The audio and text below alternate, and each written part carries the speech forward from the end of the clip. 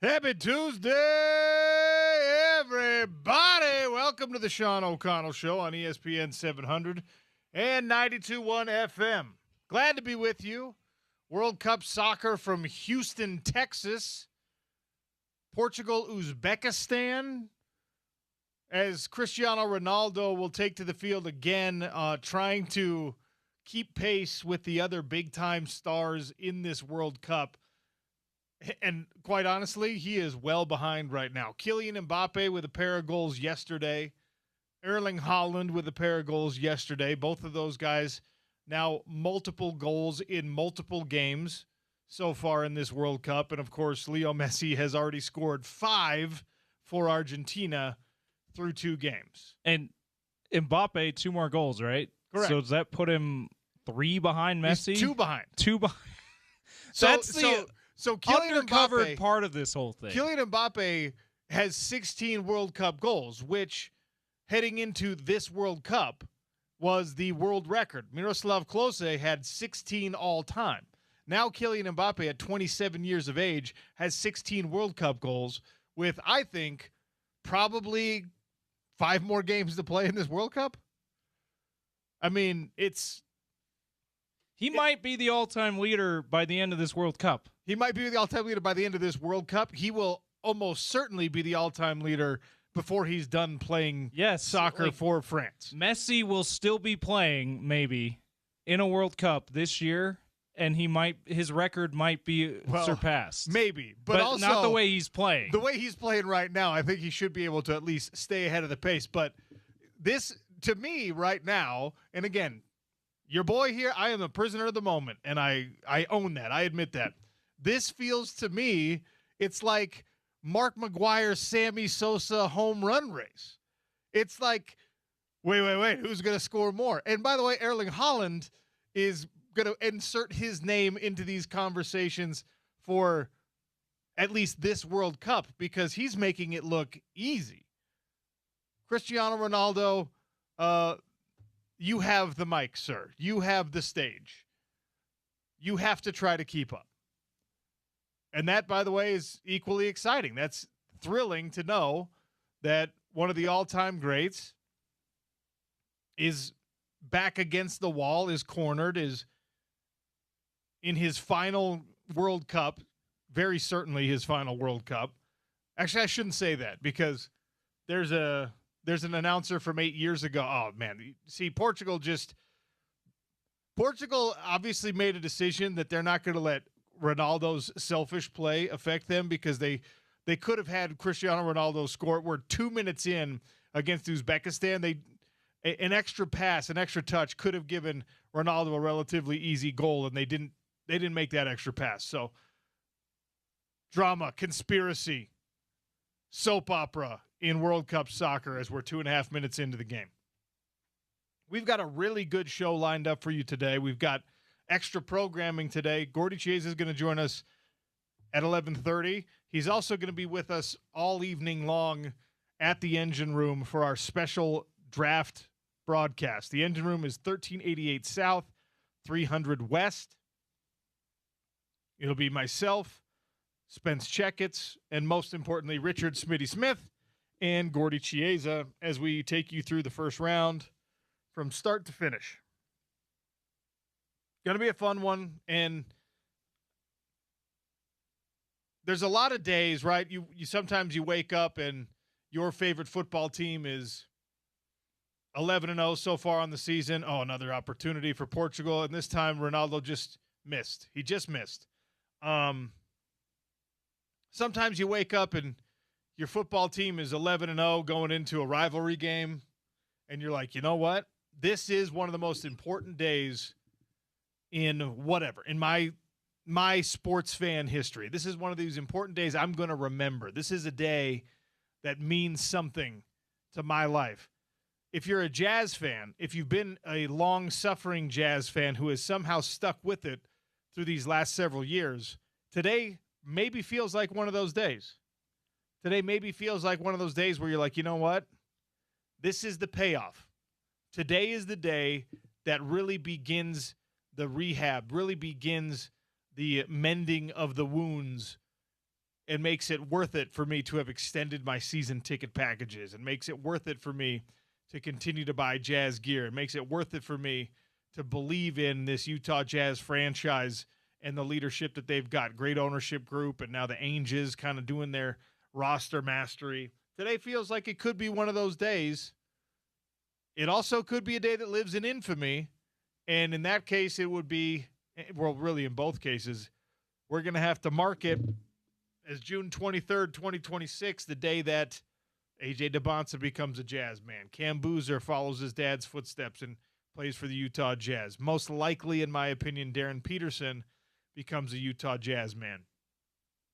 And then 2 years from now, we might be like, wow, he made his first All-Star team. Or 2 years from now, we might be like, remember how we thought he was going to be a good player? We'll go through some of the history of the number 2 pick in the NBA draft. Hold on, OC. You're not doing that today on a day that we have so much hope. Jason Christ yesterday, remember, said you got to speak it into existence. That's what his dad taught him. That's what you got to do. Team USA can win the World Cup. Don't be speaking into existence that this pick might not be a good player. You're right. I should not do that. Flag on you. All right. It's a 5-yard penalty because there we go. There we go, Portugal. There we go. Beautiful pass. Right foot of Cristiano Ronaldo. 1-0 for the Portuguese. And he is celebrating not like he's been there before, because it has been a long time since he's been there before. It's been 5 years since he scored an important goal for Portugal. That's got to feel really good for Ronaldo, by the way. I mean, by the way, it's so funny because if Cristiano Ronaldo, if his femur exploded right now and he never played another minute of soccer, his career is obviously above reproach. Multiple-time Ballon d'Or winner. He's better looking than every human being on earth. He's got more money than 99% of the human population. He's got a beautiful family. His son is going to be wearing this shirt, I think, in 3 years. Is he going to go LeBron and play with his son on the national team? Is he going to play long enough to do that? I mean, he would be 45 at the next World Cup.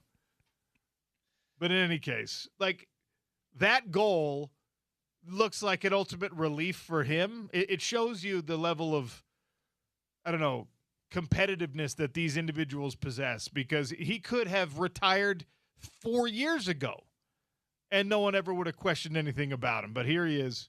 Cristiano Ronaldo puts one in the back of the net for Portugal. I don't mean to keep bouncing all over the place, but I'm caught up in this World Cup wave. Anyway. I mean, it's kind of a product of, hey, there's a World Cup match happening right now during the show, and it just happens to be Cristiano Ronaldo playing, and on the day that the Jazz, franchise might change for forever.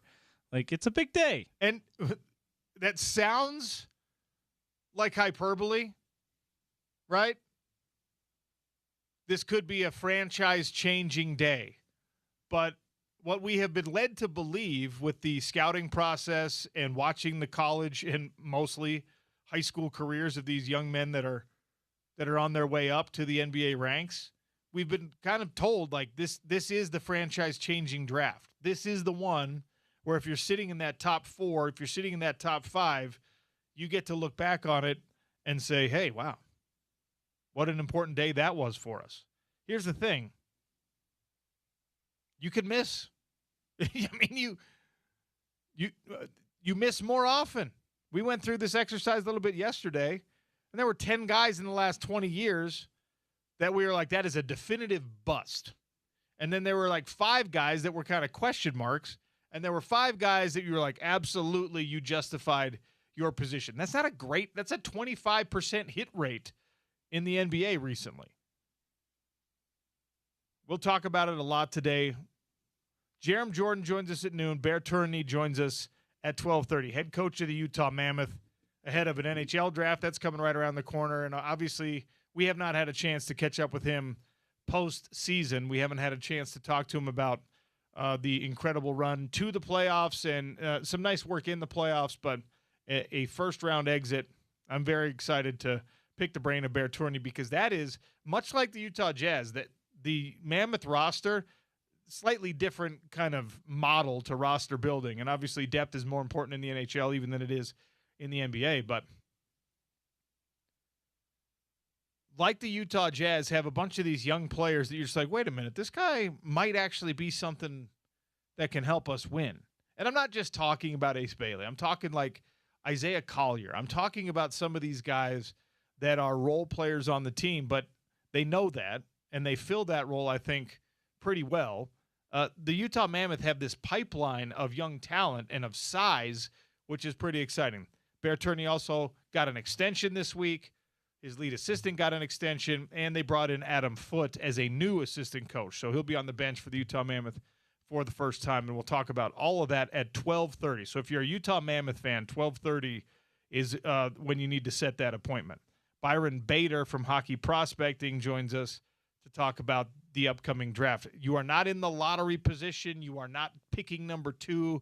You are not plucking something off the top of the pile this year as the Utah Mammoth, but you're still in that middle of the first round, and there's been a lot of good talent that has been developed from those positions as well. And again, it's a slightly different animal in the NHL than it is in the NBA, because even when you got like a unrecognizable name, a big-time rising star in Tija Ginla, right? All of us were like, oh, cool, yeah, first draft pick ever in Utah Mammoth, at that time, Utah Hockey Club history. This is great. We have yet to really see him. The Utah Jazz are going to draft somebody tonight, and then game 1, minute 1, they're going to be on the floor, likely starting for this Utah Jazz team, because that's how it's got to be. That's what a number 2 pick in the NBA, that's how you have to use a guy like that. And I was having a conversation with one of my friends yesterday about the ceiling and the floor, right?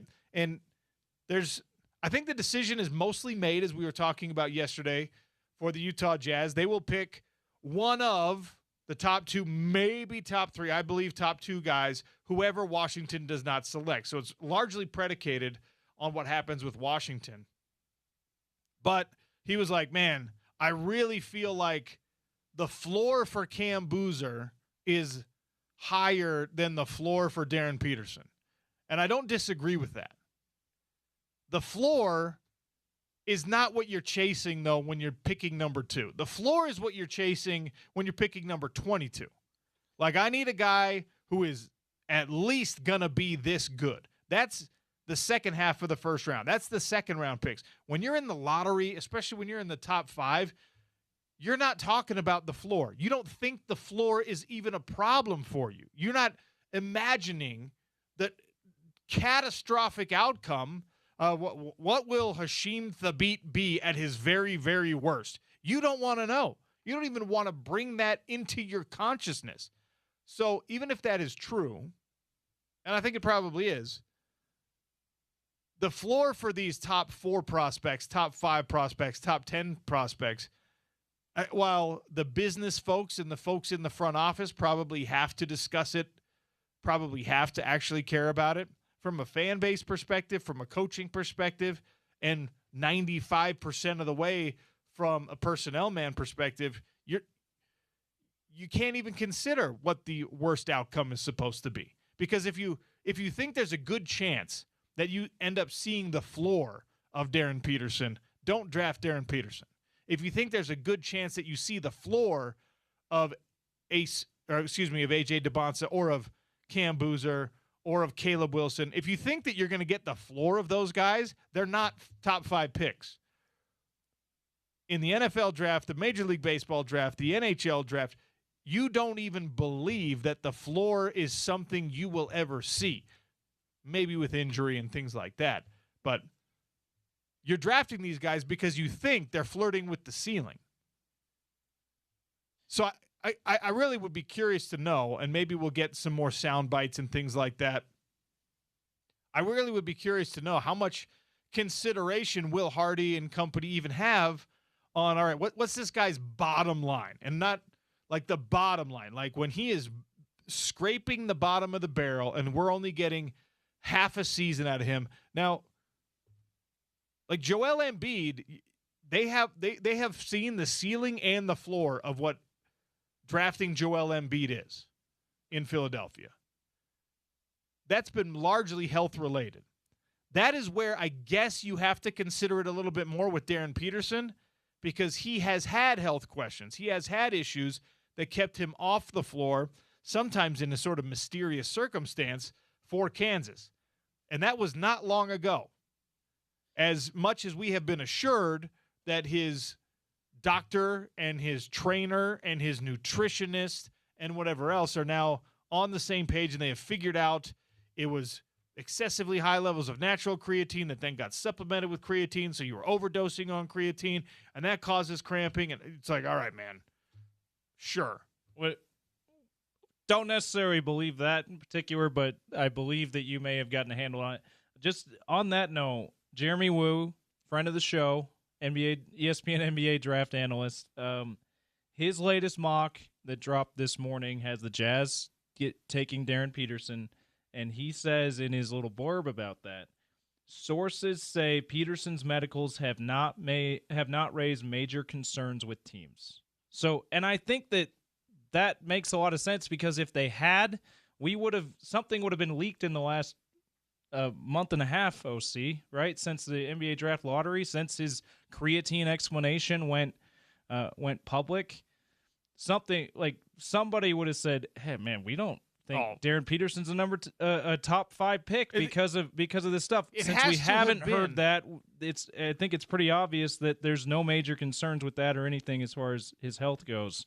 He also says in his blurb that Peterson, as we talked about yesterday, he told reporters in New York that he met with the Jazz over the weekend, and according Jeremy Woo is saying that's indicative of mutual interest after a shift after Peterson's initial decision not to visit with or work out for the Jazz. So I think the speculation is he was hoping he was number one. That's why he had the confidence he would be the number 1 pick. That's why he only worked out with Washington. He and his camp got updated intel that said, no, we're taking AJ. So now they're saying, okay, we better make sure we have a good relationship with the Jazz. Well, also a lot of these reports, again, not dissimilar from what we saw last year, right? Where there was all of this just like, oh, this guy doesn't want to be in Utah. This guy won't even work out for Utah. And maybe that's exactly how Ace Bailey felt before the Jazz drafted him, and then he's just made the best of what he thought to be a bad situation. But Darren Peterson met with the Jazz ahead of some of this becoming more of a problem. Now, it was an interview. It was not a workout. But you're right. The team, and maybe learning something from last year, right? Because none of it happens in a vacuum. The folks around him, I think, realized, all right, don't burn a bridge before you have to cross it. That is a bad idea. And now you're in a situation where even those reports, I think, make Jazz fans, at least, I don't think the front office ever really care, but it makes the Jazz fan base, I think, a little bit more accepting of the idea that you are going to draft this guy. If he's available, you are going to draft him. Unless for some reason there are enough people in the room can convince Austin Ainge, or maybe Austin Ainge is one of these people that believe that Cam Boozer is the better pick. I feel like they're going to take Darren Peterson. If you're Carlos Boozer and you work for the Utah Jazz and you had great years of your own NBA career playing for the Utah Jazz, are you campaigning to the Utah Jazz? Campaigning? Are you saying, look, I know what everything on paper says. I know positionally it actually makes a lot more sense for you to go with the guard. I know that everything is leaning against this, but that kid is unreliable. Are you negative recruiting against Darren Peterson if you're Carlos Boozer? Are you saying my kid is the better prospect here? You know that in my house, we raise them to be high character. We raise them to be professional. You're seeing the way that he handled all this stuff at the most prominent school in the country. You don't have any of these question mark headlines about my kid that dominated the conversation about this other kid. If I'm dad, I'm doing that. If I'm dad who also has a job in the front office, I'm like, dude, I have a belief that availability, reliability, and consistency are a lot more important in today's NBA. I'm making my bosses, because let's be honest, he doesn't really need the job. I'm making my bosses at least think about it and build a case, which, by the way, will strengthen their position on drafting Darren Peterson. If they have to be able to articulate it, if they have to be able to say, because you can't, in my opinion, you can't just be like, he's better. These guys are educated, expert, and analysts when it comes to these. You can't just be like, well, Darren Peterson's a better prospect. His ceiling is higher.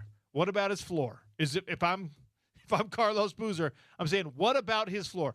Get Bill Self on the phone right now and ask him how he liked dealing with his floor, how he liked dealing with the lack of availability, how he liked dealing with poor communication, how he liked dealing with like mystery. This Utah Jazz team, and again, I'm not trying to speak anything bad into existence here, but this Jazz team cannot afford for this to be a miss. It cannot. We cannot afford, as a Salt Lake City basketball community fan base franchise, you cannot afford for number 2 pick in the 2026 draft, a deep draft class, to be a miss. At number 2, heck no. Because guess what? There's going to be somebody at 11 who ends up as an all-star. There's going to be someone at 6 who ends up as an all-star. Number 1 and number 3 might just be all-stars. You can't be the outlier here. You got to get it right. And getting it right there's a lot more that goes into getting it right than just going along with consensus. And OC, I'll say this too. I am convinced at this point that AJ DeBonsa, Darren Peterson, and Cam Boozer are going to be really good NBA players, multiple-time All-Stars. I'm convinced that AJ DeBonsa and Darren Peterson are more likely to be All-NBA players and multiple-time All-NBA players than Cam Boozer. Those things I'm convinced of at this point. But if we go in the time machine back, 13 years ago, 12, 13 years ago, when you talked about Joel Embiid, that draft, Andrew Wiggins went number 1, Jabari Parker went number 2, Joel Embiid went number 3. Though at the time, the consensus, myself included, was convinced that the top 2 picks in that draft, the perimeter players, Andrew Wiggins and Jabari Parker, were going to be multiple-time All-Stars, probably All-NBA players, and Joel Embiid, if you could figure out his health, could end up being the best player in the draft, or at the very least, he's going to be a really good player too. Look how that turned out, right? So this is not a guarantee just because the consensus feels this way about the top 3. It's not a guarantee, obviously, that it's going to work out the way you think.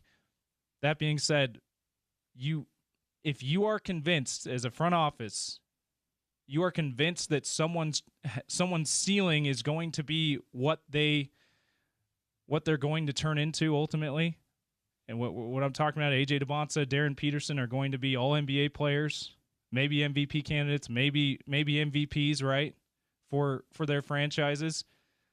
You take that guy over the guy that you think could be a really good player, multiple-time All-Star, but maybe not that good.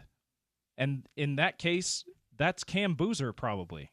You've got a lot of history that you could look back. And I know that it really doesn't affect because this is an individual talent that you are drafting. So what happened at number 2 in the past means absolutely nothing, but you will be judged by your pick, how he works out compared to how the other number 2 picks in NBA draft history worked out. We touched on this a little bit yesterday. The recent ones, 2025, Dylan Harper, looks like that's working out quite nicely. 2023, Chet Holmgren, take away the absolute shutdown disappearance. Still an All-NBA player in the Western Conference Final. Good player. Yeah.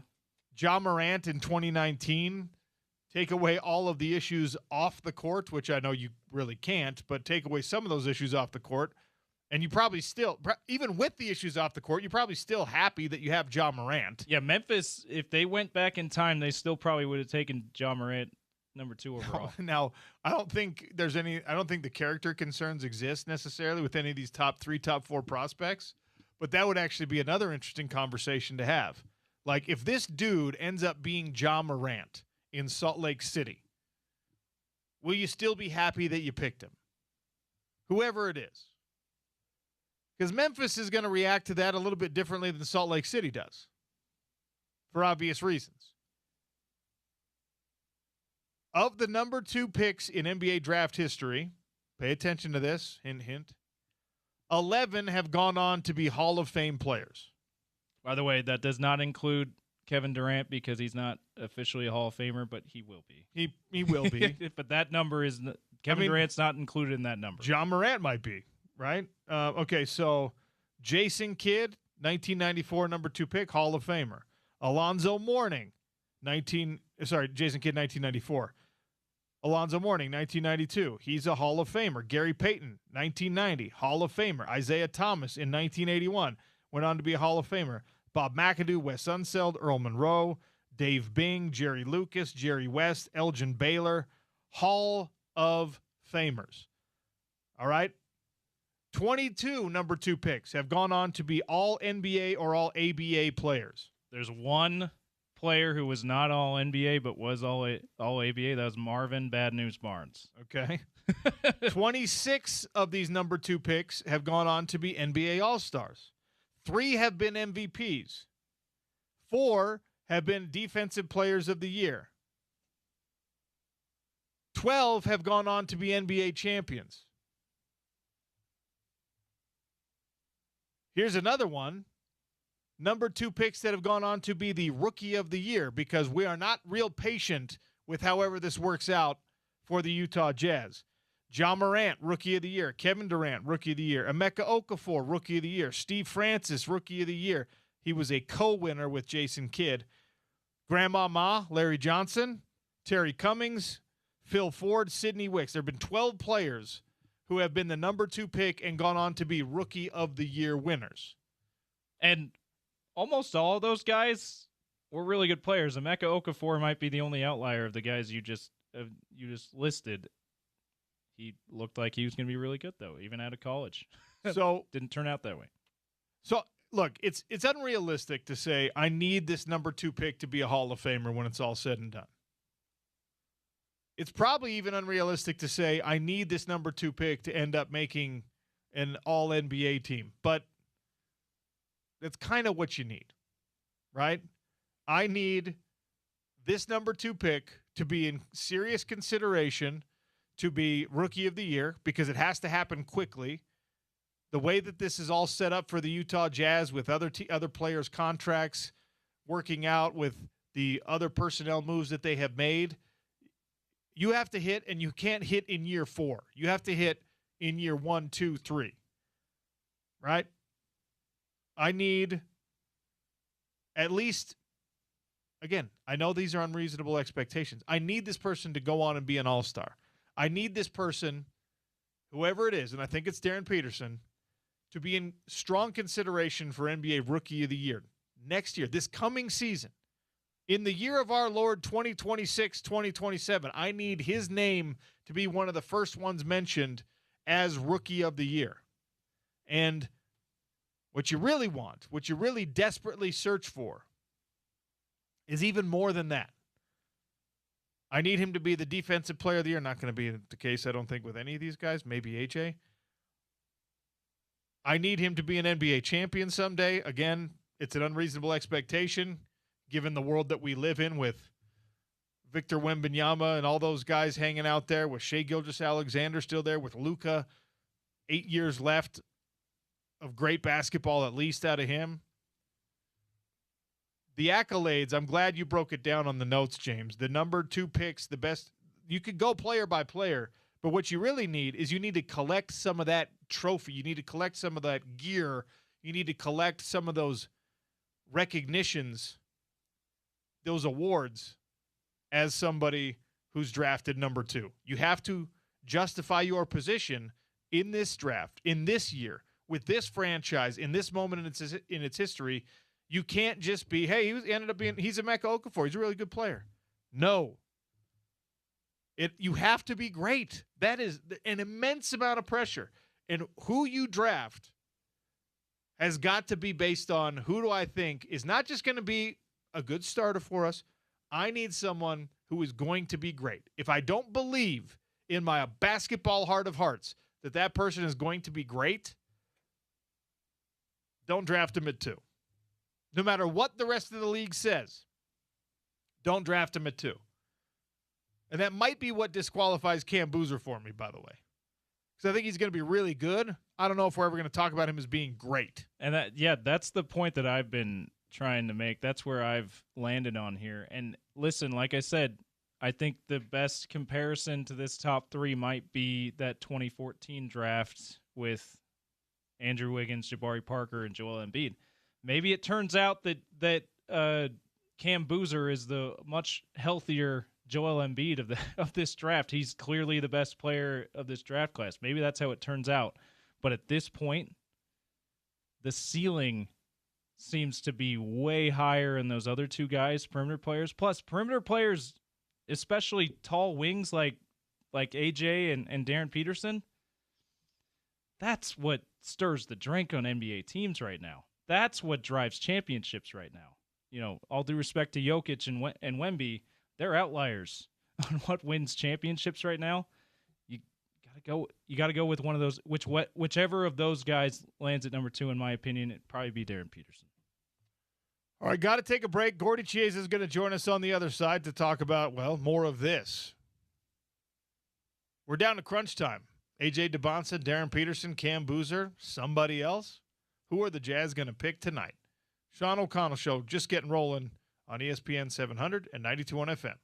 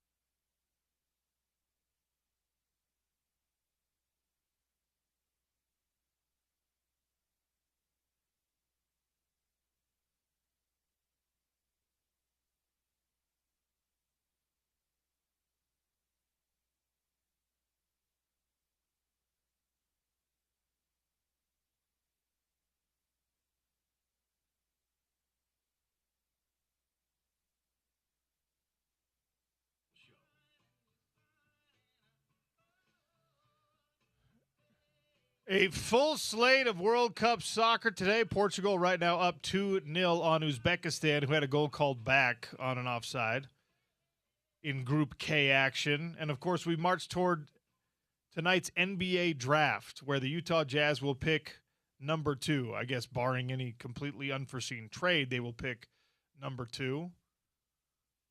Gordy Chiesa joins us now on the Sean O'Connell Show. Cristiano Ronaldo just scored again. Portugal is now up 3-0 on Uzbekistan. And Gordy, he is splitting his attention between the World Cup and this NBA draft like the rest of us. Hi, Gordy. Sean, how's it going? You okay? I'm doing all right. How are you? It's a big day. Yes, a big day. Absolutely. For all the Jazz fans tonight, Jazz picking number 2. It should be historic. So we were just talking about that in the first segment. You know, there's all these guys that you can look back and you could say number 2 picks in the NBA. What have they done? What with recency bias even? Like, oh, Dylan Harper, he's a number 2 pick. If you get Dylan Harper out of this draft, you're going to feel real good about it. But you're not comparing. You don't get it's one of these guys has to work out the way that some of these other great players have worked out, and it feels like there's an immense amount of pressure on the Utah Jazz franchise to get this one right. But how foolproof is this group of players, Gordy, when you look at the top guys, when you look at the top 3 or the top 4 that are realistic possibilities at number 2? How much guesswork is there really? Not at all. The top 4 guys have really a tremendous talent, and with proper just maturity and growth, they have absolutely all-star potential, all 4. And so we're talking about A.J. DeBoncer, Darren Peterson, Cam Boozer, and Caleb Wilson. And with the Jazz point of view, Sean, I'm just guessing for a second, it should be Darren Peterson at 2 tonight. And he's an unbelievable talent. He's a classic footwork player, jump shooter. I'll call him a guard. He's more of a 2 guard than a point guard. But that guy, when he has unbelievable talent level, and he has all the quick bursts you need to be a scorer, and he's a good defensive player. He's a major talent. And then Cam Boozer, they're getting somebody also that will average eventually 20 points a game and 10 rebounds, and he almost shown as a point power forward, and he can pass that ball, and he's really a talented guy. And so if the Jazz are looking at either or those guys, they're both home runs. Both guys will be franchise-type players that will add to the Jazz group. How much time, energy, effort has been spent by this Utah Jazz front office to check all these boxes, to answer all the questions about especially health when it comes to Darren Peterson? Because there were those issues when he was at Kansas, the cramping and things like that. And the explanation that came out around draft combine time was that he had it figured out. It was a creatine issue and stuff. But I imagine that the Jazz as a franchise and every other team that thinks that they might have a chance to draft him, they were probably doing extra research to figure out whether it made sense or not. Am I wrong? Oh, absolutely. You're correct. That those guys, that they've dissected and bisected every one of those guys, and they have all the intel on them, plus the doctor's opinions as far as the medicals. And so they know whoever drafts Darren Peterson, whether it's the Jazz or whether it's the Wizards or whether it's the Memphis Grizzlies, whoever it might be, is that they feel comfortable that they're going to take him as far as all the different medical, quote, issues.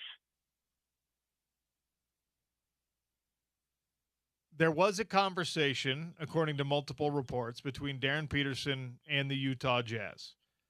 He didn't come work out, but it sounded like more of like a combine interview type conversation between the franchise and the player. In those conversations, is there anything momentous? What can anything be said or done in a conversation to really change somebody like Darren Peterson's future with the Utah Jazz if he's available at 2? No, not at all. They know who he is, and they've been talking to his coaches and to his agents all the time, and everyone around him. In the draft process, it's really thorough, is that everyone goes back to the high school coach, to the college coaches, to other coaches they play against, to the athletic trainer of the university. They're going to be thorough about it, and that's why they feel comfortable. Whoever they draft tonight, they'll be comfortable of taking that guy. And last year they hit the jackpot with Ace Bailey. Remember last year, let's not forget, Ace Bailey, there was things around him also. He didn't want to be here, etc. And now he's here. He played very well for the Jazz as a young player. And then this next guy, whoever they draft tonight, he will be right there also. Again, these first four guys, they have an unbelievable talent level. Now, again, the mental maturity and the physical part of it, they'll grow into. But as far as being athletic and bouncy and knowing how to play and be at their position, being specific, these guys can score the ball and can rebound the ball, and most of them can pass the ball. Gordy, with regard to Ace Bailey and that whole narrative, that pre-draft narrative, did we ever get clarity on whether or not that was kind of false reporting or whether that was genuinely how he felt about the idea of coming to Salt Lake City, but then he made the best of it, and the reality of it is something that he's embraced? Do we know if we heard the wrong story or if that was an accurate story that then, he changed his mind about? That was agent driven. So Okay. his agent made that narrative, and then everyone ran with it as far as, quote, the internet world. I mean, so that's what happened. So again, as always, you've got to go to the sources yourself. And when you talk to the players and people around that guy, again, the agent's job, and that's his sole purpose, is to create a narrative for the best environment for his player. And also, if you're a free agent, the most money and the best fit, etc. However, Sean, it gets cloudy in the interpretation. And that's where it gets so interesting, is that what's your sixth sense about a player and what is true and what is not true. And most times you go by your instincts. Because anyone involved in basketball for a long, long time, so someone like Danny Ainge, they're going by their instincts on a player, plus also what they see. I say all the time, all I know is what I see, not what I hear. Gordy Chiesa is our guest here on the Sean O'Connell Show. NBA draft preview show tonight, NBA draft show tonight at the Engine Room with Gordy, Smitty, Spence, myself. Come down and see us. Drink specials, food specials, giveaways, and a celebration of the Utah Jazz picking at number 2, 1388 South, 300 West in Salt Lake City for the Engine Room. Gordy, obviously this draft is, the biggest thing for the Utah Jazz, but there have been huge personnel moves made in the NBA just these last couple of days. Trae Young gets an extension done after he opted out as a free agent. He gets a deal done with Washington to remain there, as you told us was the most likely scenario. We'll start with that before we get to the big trade. Trae Young coming back to Washington, and obviously they hold the number 1 pick. I think they probably believed they were always going to have Trae when they were going through this draft process. But does this confirm whatever their plans were now that he's also under contract? Very much, yes, absolutely. Trae Young is a point guard that can score the ball and he can pass the ball. Sometimes he's a little bit of a lightning rod. I get it. So that's the risk factor. But they feel comfortable being around him when they traded for him at the trading deadline. So the Wizards made that move, and that tells all of us that A.J. the bouncer, who's a major talent, will have a pass-happy point guard to play with him. Also with Anthony Davis being there, hopefully in play, and also with this young guy, Kalabali, who's a young talent, and then Alexander Saw, the Frenchman, who's vastly underrated, who played very well on a very bad Wizards team last year. However, that's last year. So Trae Young being with signing that contract makes it the bouncer, I believe, in play for the Wizards. Now let's talk about the massive trade. You and I have discussed the future of Giannis Antetokounmpo for like 2 years now, and the Greek Freak, Correct. It's finally been settled. He is headed to Miami. He's taken the talents to South Beach, and in return, Milwaukee gets a pretty impressive haul. We have to see how it all plays out, but you immediately start to analyze who won this trade. It's a bunch of draft picks. It's some quality players. And then, of course, in return, you get one of the best players in the NBA going to Miami to pair with Bam Adebayo and some of those guys. Who won? The Heat. Yeah, the Heat is the best player involved in Giannis. Will be highly motivated. Let's first break down the Heat. Is that for for 4 straight years, the Heat have been in a play-in tournament, 4 years in a row. And so they, in their world, remember, they were 3-time NBA titles also under Pat Riley. And so they're saying philosophically and situationally that obviously they need more. And by getting Giannis and Bobby Portis, they're having 2 players, especially Giannis. So now with the Miami Heat, they should start past happy Davion Mitchell, Norman Powell, who's a free agent though, so they had to re-sign him, Andrew Wiggins, Giannis, and Bam Adebayo, who's an all-star, and Bobby Portis as a 6th man, both as a power forward slash center, and then Pella Lawson will be off the bench for them also, plus other guys. And so that team, they think that will be much stronger in the Eastern Conference to go against the Knickerbockers and the Celtics, etc. Now, for Milwaukee, new coach there, is that they're saying indirectly that Giannis has won out his welcome here, and that Tyler Jenkins, who's not a new coach there, they're starting over and rebuilding the process. So they get Tyler Hero, Colella Ware, who's a very good player, Hamed Jaquez, who's an all-around player, and plus the 13th pick of the draft, plus also two future first-round picks in 2031 and 2033, plus also second-round picks. So they got a major haul for Giannis and Bobby Portis, and for them also it's a good deal. But the better deal right now is more short-term. It's Miami Heat. Gordy, how many great years does Giannis have left? Giannis has left right now. This is his 13th season, just finished in the NBA. So he turns 32 on December 16th. So he's got 3 more great years in that athletic body. And remember now, part of it, the reason why that the Heat of saying philosophically that they can re-sign him. So next year on his contract, meaning 26-27, Sean, he makes $58.4 million.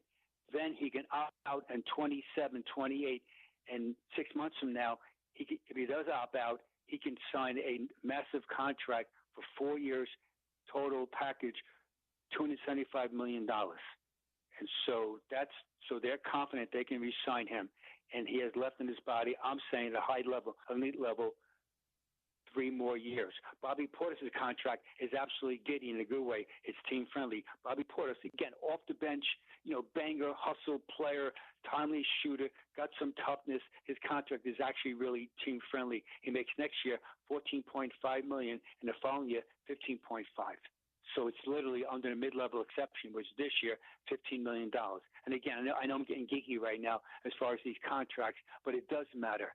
Again, these numbers do matter to every organization, and that's why it's so important that if you're going to pay somebody, he better be an elite player, or he better be a young guy, and his contract is team friendly.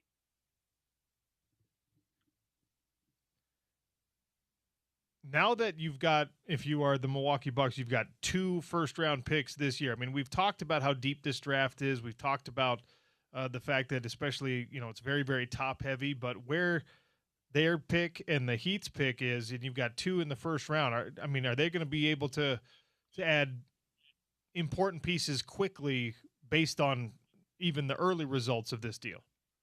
Yes, the answer is yeah. This draft is very deep. And again, as always, every draft is good because it might take a 2 or 3 years to play out, but these guys can play in the draft. And so I'll make a point about it, as always, is that Jalen Brunson was picked number 33 in the draft in the second round. He's the MVP. And so there's to be somebody in this draft that has that type of basketball game, and/or talent, and/or body frame that will emerge future out. And that makes the draft so intriguing. There's nothing like it, where you project a player's potential, but sometimes they underperform and often they overperform. And Sean, tonight's draft, I know you and I will be together with Smitty and with Spence, is that tonight's draft, whoever the Jazz draft at number 2, his salary next season, Sean, will be $10.3 million, and in 27-28, the second pick of the draft will be $10.8 million in salary. And so it just shows you that this is all part of the getting the numbers correctly as far as the cap numbers and also the first apron, and then worse than that, the second apron as far as punitive, as far as tax dollars. Gordy, we've been spending the last couple of days kind of speculating on what the Jazz need to get. Whoever ends up being the player, and I think we're in agreement that it's going to be Darren Peterson, but could be Boozer, could be AJ, whatever. Whoever they end up drafting tonight, what do you need to get out of that guy, and how quickly do you need it? We were going through some of the accolades won by number 2 overall draft picks. 11 have become Hall of Famers. 22 have ended up being all NBA or all ABA players. 26 have been all-stars. You've got 3 MVPs. You got 4 defensive players of the year. 12 of them have gone on to be NBA champions. I'm looking at this draft and the importance of it for the Utah Jazz franchise after years of tanking and asking a fan base to hold tight with them. You have to hit on this. But what does this player have to achieve for us to then say, yes, that was worth drafting Darren or AJ or Cam at number 2 in 2026? Does he need to be an all-star? Does he need to end up being an NBA champion at the top end of this? Are we going to have an unrealistic expectation that this kid has to be a Hall of Famer? When we look back in 10 years, what level of achievement is going to make us feel like, all right, justified the pick?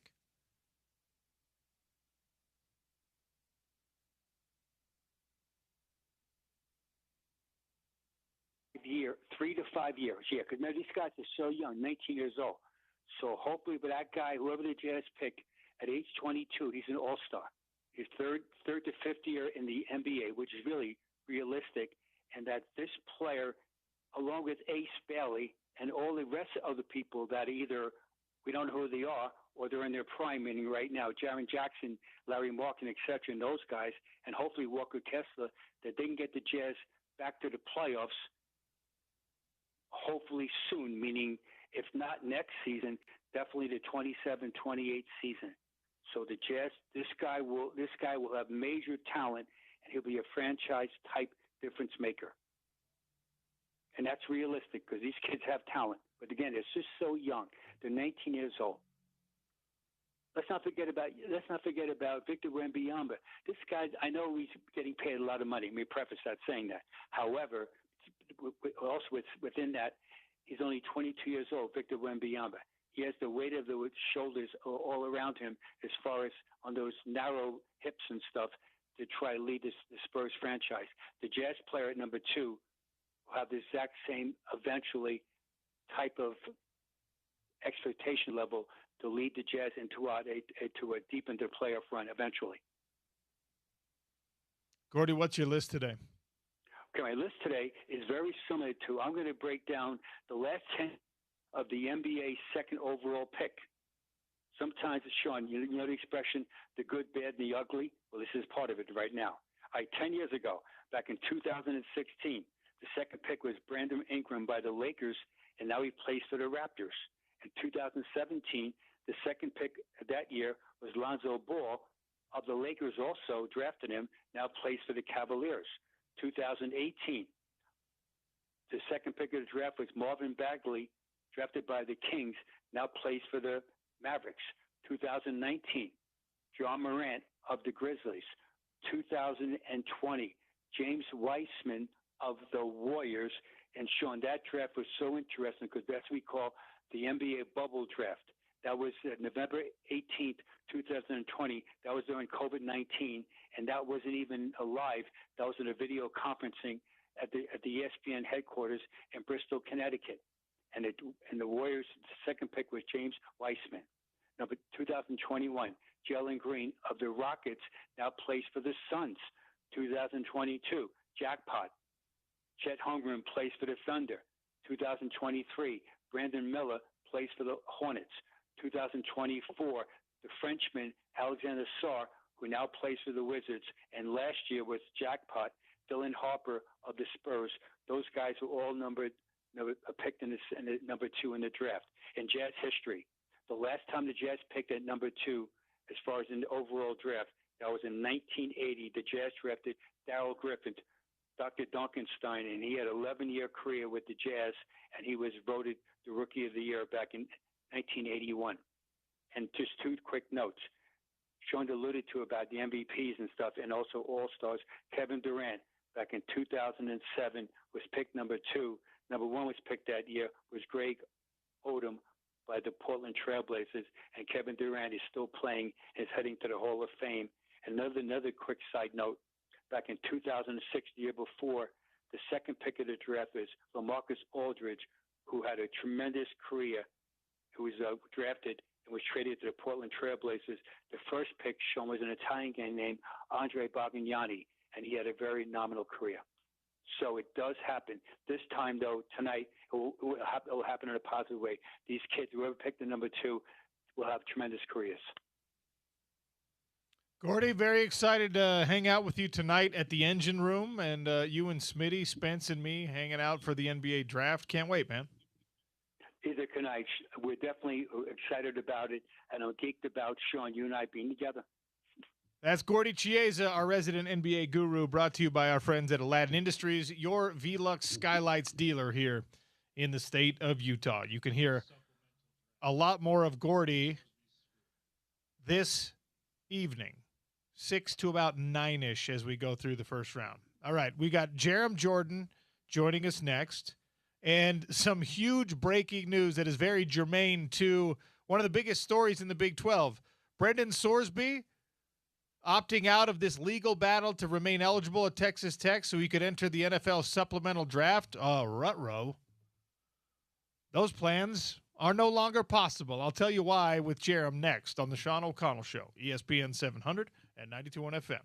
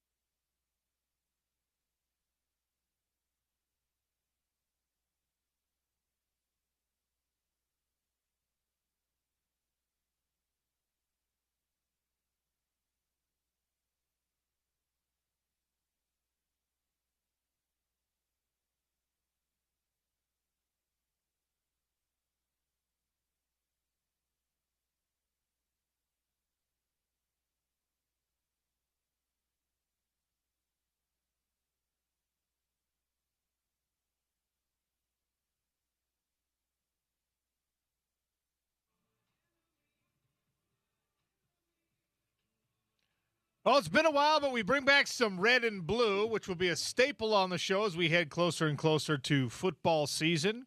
Jerem Jordan, BYU Sports Nation, he's kind enough to join us. Brought to you by Murdoch Ford Santa Quinn. Right now, they've got up to $8,500 off the 2026 F350 XLTs. Head down, tell them OC sent you. Jerem Jordan, my friend, welcome back to the show. How are you? It's been a minute. What's up, Sean? How we doing, man? I'm doing all right. Are you caught up in the wave of World Cup soccer excitement like I am? Bro, I am a little behind like certain games, but I have watched every single game. That's awesome. Like I am into it. I've had a couple procedures. I've been just at home hanging out. Wife's out of town the next couple of days at the old girls' camp. Oh yeah. So your boy is watching two of the three kids, and it's NBA draft time, World Cup time. It's great. I love it. It's been a really fun summer so far. And obviously the NBA draft tonight. Let's go. NBA draft tonight, and part of the reason we wanted to have you on is because expected at the very, very top of this draft, either one or maybe two, but most likely one, former BYU Cougar A.J. DeBonsa will have his name called. And really that is the culmination of a well-planned out, strategized journey through, Prep Academy, BYU, and now into the NBA, and you've been closer to him than any of us have. Just your thoughts on what tonight will represent for AJ and for the DeBonsa family. I think it's a big moment, obviously, for AJ, for Ace, and Chelsea and the whole fam. It's a big moment for BYU. It's a huge moment for Kevin Young as well, and the program, and it's just awesome. Like, when he went to Utah Prep, the hope was he liked Utah and would give BYU a legit shot, and he did. And then the hope is tonight that the Wizards take Darren Peterson.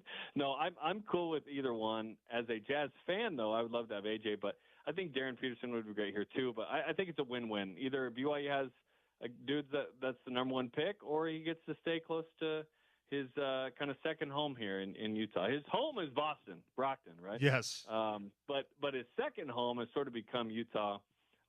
This has been his, if you will, his basketball mission.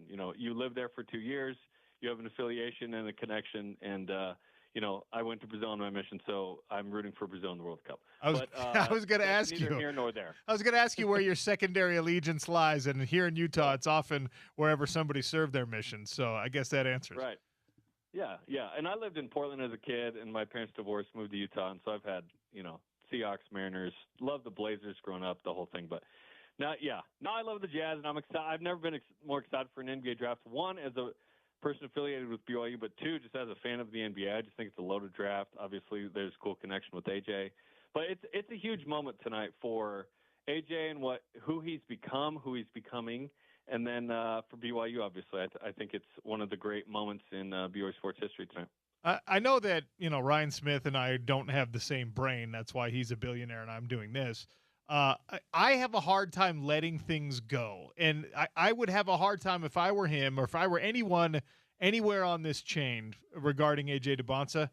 I would have a hard time letting go of the idea that you got this close to making this like fairy tale dream as a BYU fan, as a BYU booster, as an AJ fan, like this, and a Jazz fan, obviously, this close to maybe my vision coming to full fruition.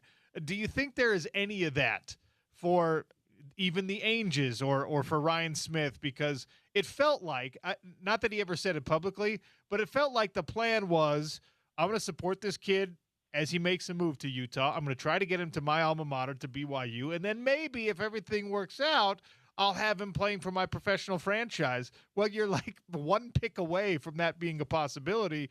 It would be hard for me to be totally happy with the result of Darren Peterson at 2, even if I think he's going to be a great player. Yeah, it's very storybook, right? It's like, oh, if someone authored this story and had this narrative, that would be incredible. Yeah, for sure. But I think it's going to be awesome either way. I think there's a lot of great players in this draft. I'm kind of looking at it not as like, oh, we almost got one, and more like, hey, we actually got a top 3 pick this year, as opposed to dropped every year or stood where Yes. we were. Like you know what I mean? Like yeah. I'm sort of cup half full on this draft situation. And there was a tiebreaker, right? Like they had to win it like a literal, ping pong ball to get 2, not 3. And so, yeah. And like, what's crazy is we kind of think we know, but like, what if Cam Boozer goes in the top 2 somehow? Yeah. Like, I don't know. I just think it's really interesting. It's probably obviously AJ, Darren, Cam, but we'll see, man. Like, I think it's going to be intriguing tonight. Obviously, the Giannis trade is like massive news from last night, and Julius Randle going. So, like, the NBA does deliver, dude. At the end of June and July, is there any off season? Like, yes, but there's always something going on, and I think it's a really exciting moment tonight. Well, I did not plan talking to you about this until 5 minutes ago when we saw a major new breaking piece of the story on the Brendan Sorsby case where, is there an offseason in college football? Not for Texas Tech, not for the Big 12 right now, because the latest development in the Brendan Sorsby saga is that the NFL is not going to hold an NFL supplemental draft this year. He does not have the option of getting drafted in a supplemental situation, which was the plan, was plan B after the sort of surrender with the whole legal battle with it seemed like college football, the Big 12, all the other teams in the Big 12 were ready to dig their heels in and challenge his eligibility at Texas Tech, which makes perfect sense in my opinion. But now the NFL is just like, you know what? We'll see you in 2027 because this is very NFL. They're like, I don't want to be part of this gambling controversy. We have all these partners who don't want to touch this with a 10-foot pole. And so, no, we're not giving you this option. What are your thoughts on Brendan Sorsby now potentially, getting back into the fight with the Big 12 and trying to make himself eligible for college football again? I'd be surprised if he was, especially in the Big 12. Like, if I'm him, I'm, trying to play for somebody. But the Big 12 clearly showed that they're not going to tolerate that. It was 15 against 1. And I've had a strong opinion on this. Like, I can't stand the fact that he's even trying. Like, own it. You shouldn't play. You can't play. Don't be suing or going to the courts until you get the answer you want. Like, come on. And the NFL showed they don't want to tolerate that kind of behavior as well. They take it very seriously, in spite being in bed with DraftKings and everybody else, which is the great irony that we all recognize here. So yeah, I'll be honest, I kind of love it because I don't think it should be tolerated. And the NFL saying, no, we're not going to just let you come in here and show up in supplemental draft. Like, I'm surprised, but also pleased because I think it's such a serious offense that it has to be tolerated with a serious consequence. And now it is multiple times. And I didn't like the fact that Texas Tech was fighting it. And yes, people have issues. That doesn't mean they get to avoid the accountability angle with this. And that has always been a massive red flag in sports. You cannot bet on your own team. It's just, I've been flabbergasted by the whole situation, and unfortunately, I guess I don't have a lot of sympathy or empathy in this space. Maybe I need to have a little more for him. I do, like, as a person, but that doesn't mean you get to play football. Like, you did an unpardonable sin. Sorry, dude. You got to sit out for a year. So I'm interested to see what happens now, but I'd be shocked if he tries to play in the Big 12 at least. The Big 12 was pretty strong in their approach, in their legal action they took, and I'm kind of proud of the league collectively for doing that. To me, it felt like this is the first time in maybe years that we've had sort of the sensible outcome with anything that is even mildly controversial because, the NCAA has no power anymore. The College Sports Commission has no power. The lawyers win everything. And this was one of those scenarios where it's like, man, you're really you're going to open another Pandora's box here with this situation just because you're afraid of litigation. And thankfully, the Big 12 did not surrender quite so easily. And I think this is the right outcome. Again, sorry, Brendan Sorsby. You shouldn't have done the thing that everybody on the planet knows you're not supposed to do. I think he's still going to have an opportunity to play in the NFL. He might still be a first-round pick next year in the NFL once this is not a story anymore. But I guess we'll just have to watch how it plays out. It has not changed, and I'm curious your thoughts on this. It has not changed in the sports books, at least. It has not changed the outlook for Texas Tech the way that I thought it would, that he will not be available to him. A lot of people are just like, yep, still the favorite to win the conference. They have a very friendly schedule, admittedly.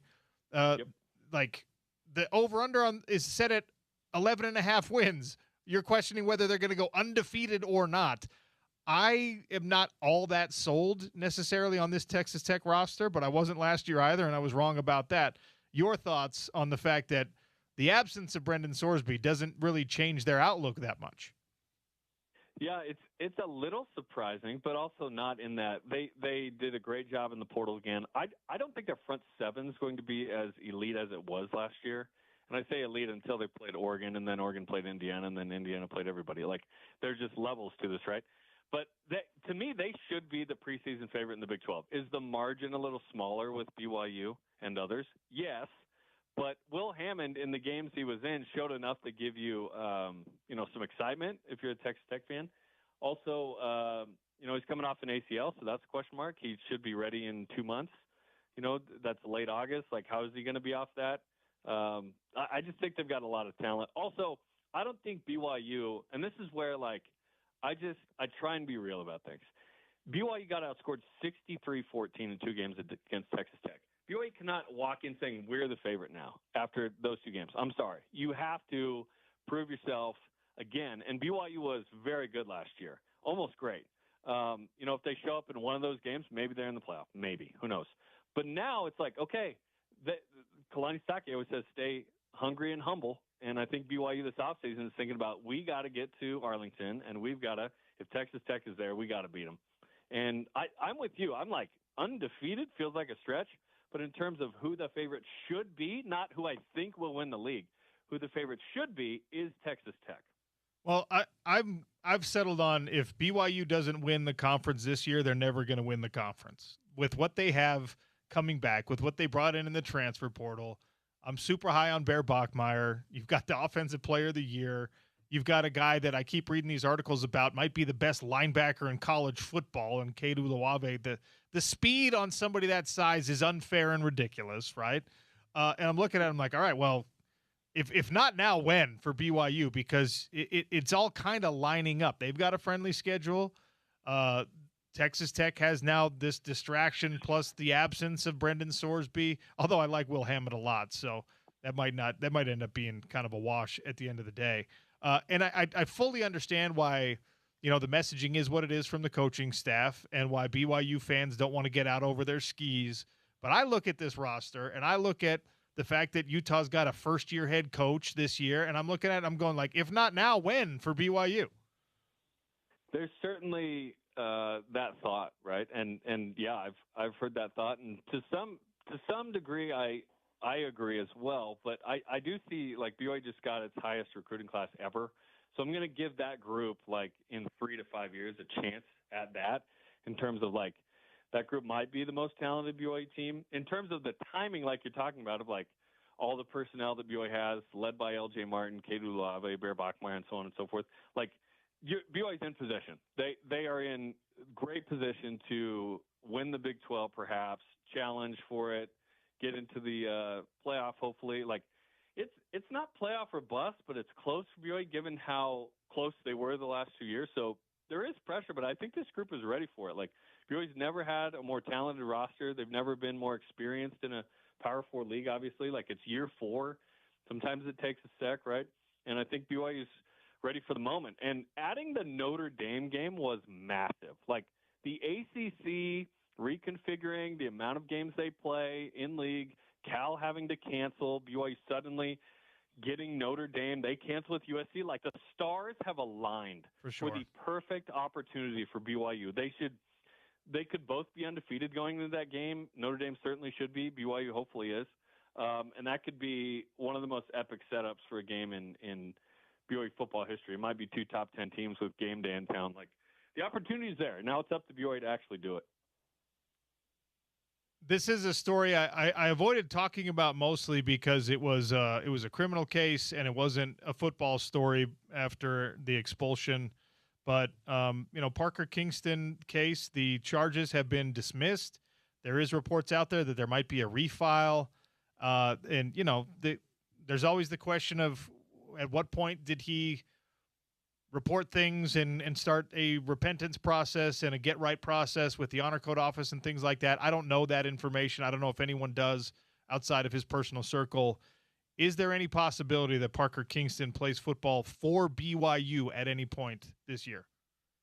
I can only speak my personal opinion on this, but I hope so. Like I hope that he and the honor code office and BYU and everything can figure out what's best. And I hope to see him on the field. If you told me, hey, he's not, I'd say, okay, I get it. But hoping for the best with Parker, because it is frustrating. The last 2 years there have been serious allegations against BYU players, neither of which were guilty in court, and so it feels you just want the right thing to happen for the right people, and hopefully that does in all ways in this situation. Back to the task at hand, the most important thing at hand tonight, A.J. DeBonsa and the draft. What will it mean for BYU to be able to say, and for Kevin Young to say, I have coached a number 1 draft pick in the NBA? They're already doing well on the recruiting trail. They already have a very robust NIL situation happening, but what would that add in terms of like a recruiting resume for BYU? I think it continues to add to what Kevin Young said on his introductory press conference, which at the time I was like, oh, that's a fun thought. And now Kevin has turned it into reality, which is when he said, I want BYU to be the best place for young men to prepare for the NBA. And I thought, oh, that'd be fun. And then he brings in Yegor Dioman, number 8. He brings in AJ, number 1. He brings in, he develops Richie, which to me, Sean, that is his best development card he's played is Richie, that you take the kid from Riverton he's way more athletic than everybody thinks, but like he's going to be a second-round pick tonight, coming off an ACL, which is a credit to his amazing work and Kevin's development with him. And then you bring in Bruce Branch III, who's a projected lottery pick next year. Who knows? Could go super high as well. He said it's not hypothetical. Like he has actually done what he said he would do. And what is his best asset? His experience in the NBA. And these guys are coming to Provo. And we have to credit the NIL era for this, because if there wasn't NIL, I don't know if one, Kevin Young comes here, and two, it's you have to compete in that space. And BYU's done a great job of entering a space they've never been in, which is to recruit at the highest level for non-LDS dudes that want to be in Provo, want to be at BYU. And it's a credit to those kids for taking not a chance, but like doing something that's not super traditional. AJ easily could have gone to Kansas or UNC or wherever. He chose BYU, which is amazing. And now he's going to rep the Cougs for life. So it's a big moment. BYU's had the number 2 pick twice. Sean Bradley off of Mish, which is crazy to think about. And then Mel Hutchins back in like 52. And so number 1 would be big. Even if AJ goes number 2, it's still massive. Like you're producing high-end talent, and hopefully it comes together in a way this year where you can stay healthy and make a run in March Madness. Jeremy, I very much look forward to these conversations once again being a regular part of the show. I always appreciate your insight, my friend. Hey, I love coming on. Great to talk to you. And listen, soon, in a couple months, we'll be rocking out at the Mammoth Games again. We're about to have Bear Turney on. Any questions for him that you want me to pass on? Is Vegas the rival now? Like after not only the regionality of this situation, but the playoffs, like is Vegas the rival? Are they? That's what I want to know, because it feels like it, right? Feels like we have a proper rival now. I think so. I hope so. Because Vegas is very hateable for me. I'm all right with them being the rival. Absolutely. Let's go. Tusks up, baby. Tusks up. Jeremy, you're the man. Thank you. Thanks. Go Jazz. Go Mammoth. That's Jeremy Jordan, our BYU insider for a little red and blue, brought to you by Murdoch Ford Santa Quinn. 120-plus new vehicles on the lot right now. Also over 120 used, fully inspected, ready-to-go used vehicles down there at Murdoch Ford Santa Quinn. So whether you're looking for something brand new or something that has been lightly used, head down there and tell them that OC sent you. All the way down in Santa Quinn, massive showroom, massive lot, a huge stock, a ton of vehicles. They've even got the big industrial trucks if that's what you're looking for. Again, Murdoch Ford Santa Quinn, sponsors of Red and Blue. All right, we're going to stay on clock. Bear Turney, the head coach of your Utah Mammoth, recently extended. Also made a change to his coaching staff. We'll get into that, the players in the pipeline, and what's next for a team that made the NHL playoffs this year but exited in the first round. Coach Bear in 3-ish minutes on the Sean O'Connell Show. ESPN 700, 92.1 FM.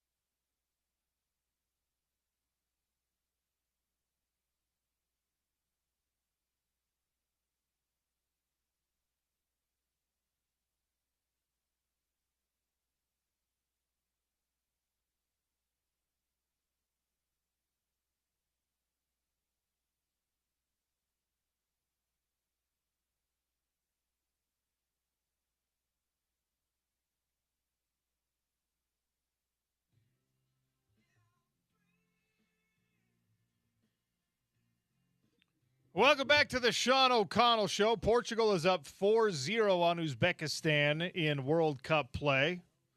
A couple of set-piece goals for the Portuguese in the beautiful game.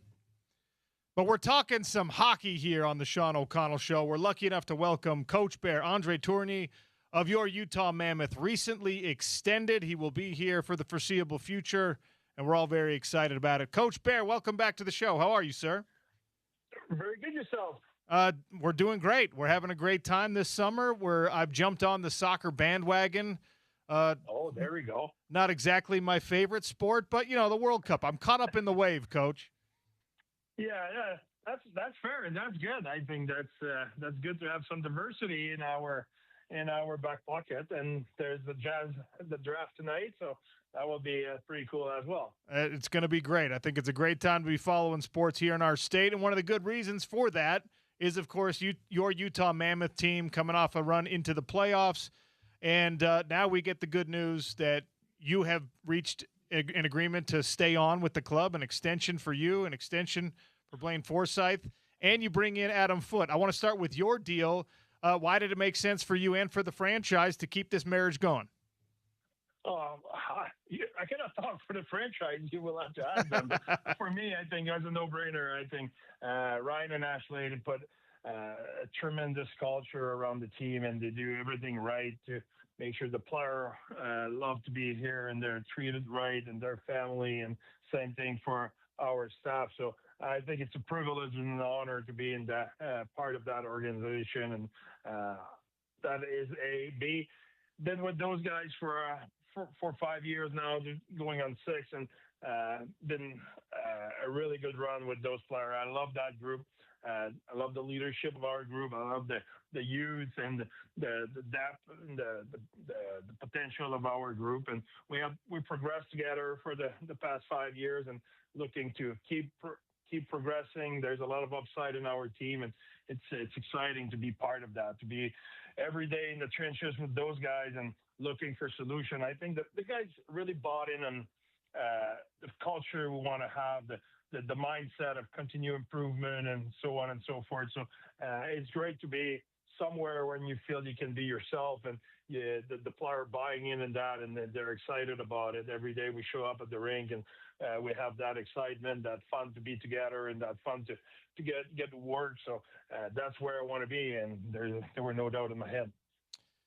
And obviously, you talk about progress in this team, only the second year in our home state of Utah, a run into the Stanley Cup playoffs, and incredible excitement. And the fact, being in the building for playoff hockey is not something I ever would have thought was possible here in a state I grew up in after moving from Minnesota. But, man, that atmosphere was incredible. And it was a really fascinating and interesting series against a team that ended up being, obviously, the runners-up in the Stanley Cup. You guys played well against Vegas, obviously didn't get over the hump, but what did you learn about this team, maybe about, tail end of the season or in that series, that you previously didn't know about your squad?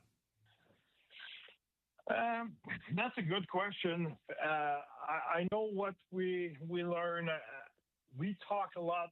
There's a difference between having the knowledge and having the wisdom. I think we knew the emotion of the playoff. We knew how physical it is. We knew how much the little detail makes the difference.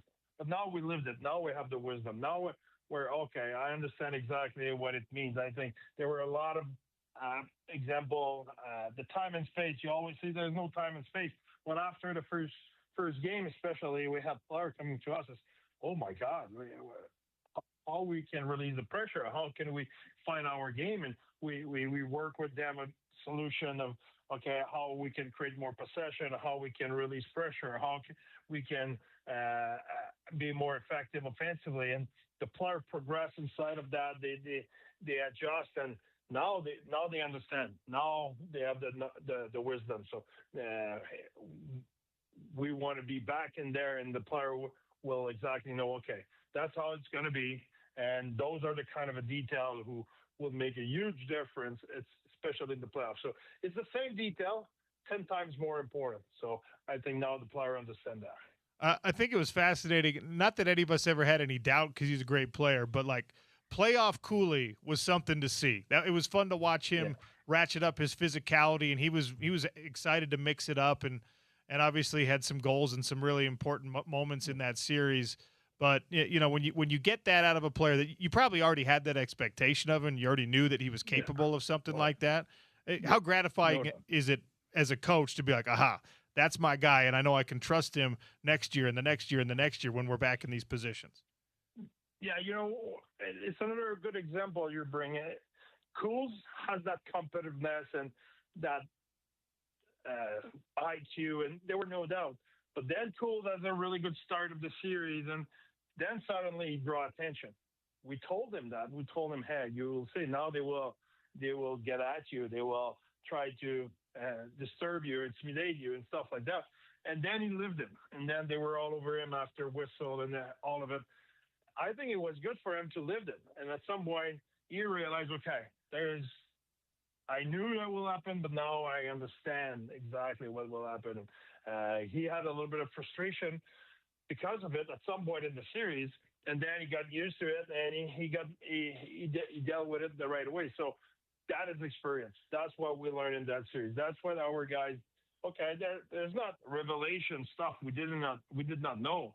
It's well documented. If you do your homework, you know how the game will be played and how tight it will be and how physical it will be and how the standard for the ref and everything will be. So you know that. But there's a difference between knowing and having the wisdom because you've been there. Bear Turney is our guest here on the Sean O'Connell Show, talking all things Utah Mammoth. Coach Bear has recently been extended. Good news. Adam Foote also being added to your staff. What does Coach Foote bring to this that maybe you didn't already have behind the bench? Footer his profile, his career is as a player is well documented. Stanley Cup winner, one of the best defender in the NHL in his era. Really rugged defenseman who could make a good play with the puck, but play for Canada, won the gold medal at the Olympics, play on the World Cup team, won 2 Stanley Cup. So all of it, there's no doubt, all his knowledge, he's always been a player who rely on his positioning and the detail of his game.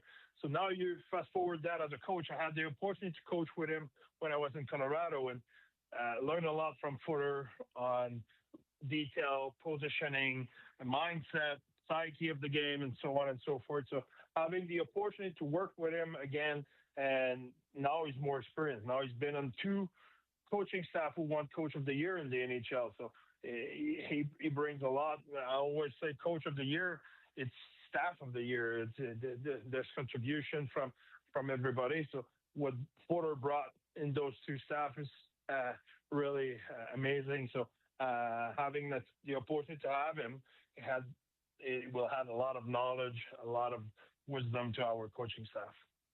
Coach, you'll have to forgive me because we're all learning, first the rhythm of an NHL season, and now we got to jump on with the NHL offseason and get to know exactly what your job is like for these next couple of months. As you had after your playoff run, you've got some guys still playing up in the Canadian League, some guys that are in the pipeline. Gabe Smith with an incredible run, and we saw Tija Ginla do some really nice things this year, and it's exciting if you're a Utah Mammoth fan because you already like the bodies on the roster, and then you see some size and some of this talent that's coming through. Of course, you got to find a spot for all of them, but what does that process look like for you between now and when you're skating on home ice for the first time next year? I think for us, we're at the time where it's all preparation. We finish the season, we do the briefing, we review everything. We review the way we travel, from the way we take face-off, from the way we do special team, 5-on-5, all the system, and so on and so forth. That's extensive. And from there, takes maybe 2 weeks, and then we say, okay, here's the thing we maybe want to change. Example, you can have your D-zone coverage, but you say, okay, our D-zone coverage is pretty good, but there's that part that our net front coverage in the D-zone needs to improve, where our metrics are not as good, or we gave goal at key moment and we need to improve that. Okay, who are the best team in the league at doing that? Okay, those are the 4 or 5 team. Okay, so let's say we assign a coach. Okay, you will study those 4-5 team and see what they do, and is there anything we can steal from them or adjust in our system. And we do that for multiple. We have about 16 pages of things like that, which we need to have project, we need to talk about, we need to improve. Then we leave for about 2 weeks. Every coach work on those projects, and then we meet again. And then now we see where we're at, what we have new we can bring, and how we can improve it. We do that. And after the draft, after the free agency, after the dev camp, then we will take some time off. All the coaches will go, will have their summer, basically. They will have some time off. And we come back end of August, and we are all kind of review those final project and get ready for training camp. So that's how the summer looks like. Okay, so the draft coming up this weekend. What is the division of labor between you and Bill and everyone else in that personnel department? How much are you calling these guys, texting these guys, be like, Bill, give me this cat. I want this kid. I've seen him since he was 10 years old or whatever. How much involvement do you have in either feedback, input, campaigning for your guys? Zero. Okay, interesting. Zero. Imagine football if you were playing 82 games a year and you're the coach. Yeah, how much time do you have to scout? That makes a lot of sense when you put it that way. Yeah, because you're so wrapped up in what you're doing. Hey, we work 100 hours a week at doing what we're doing.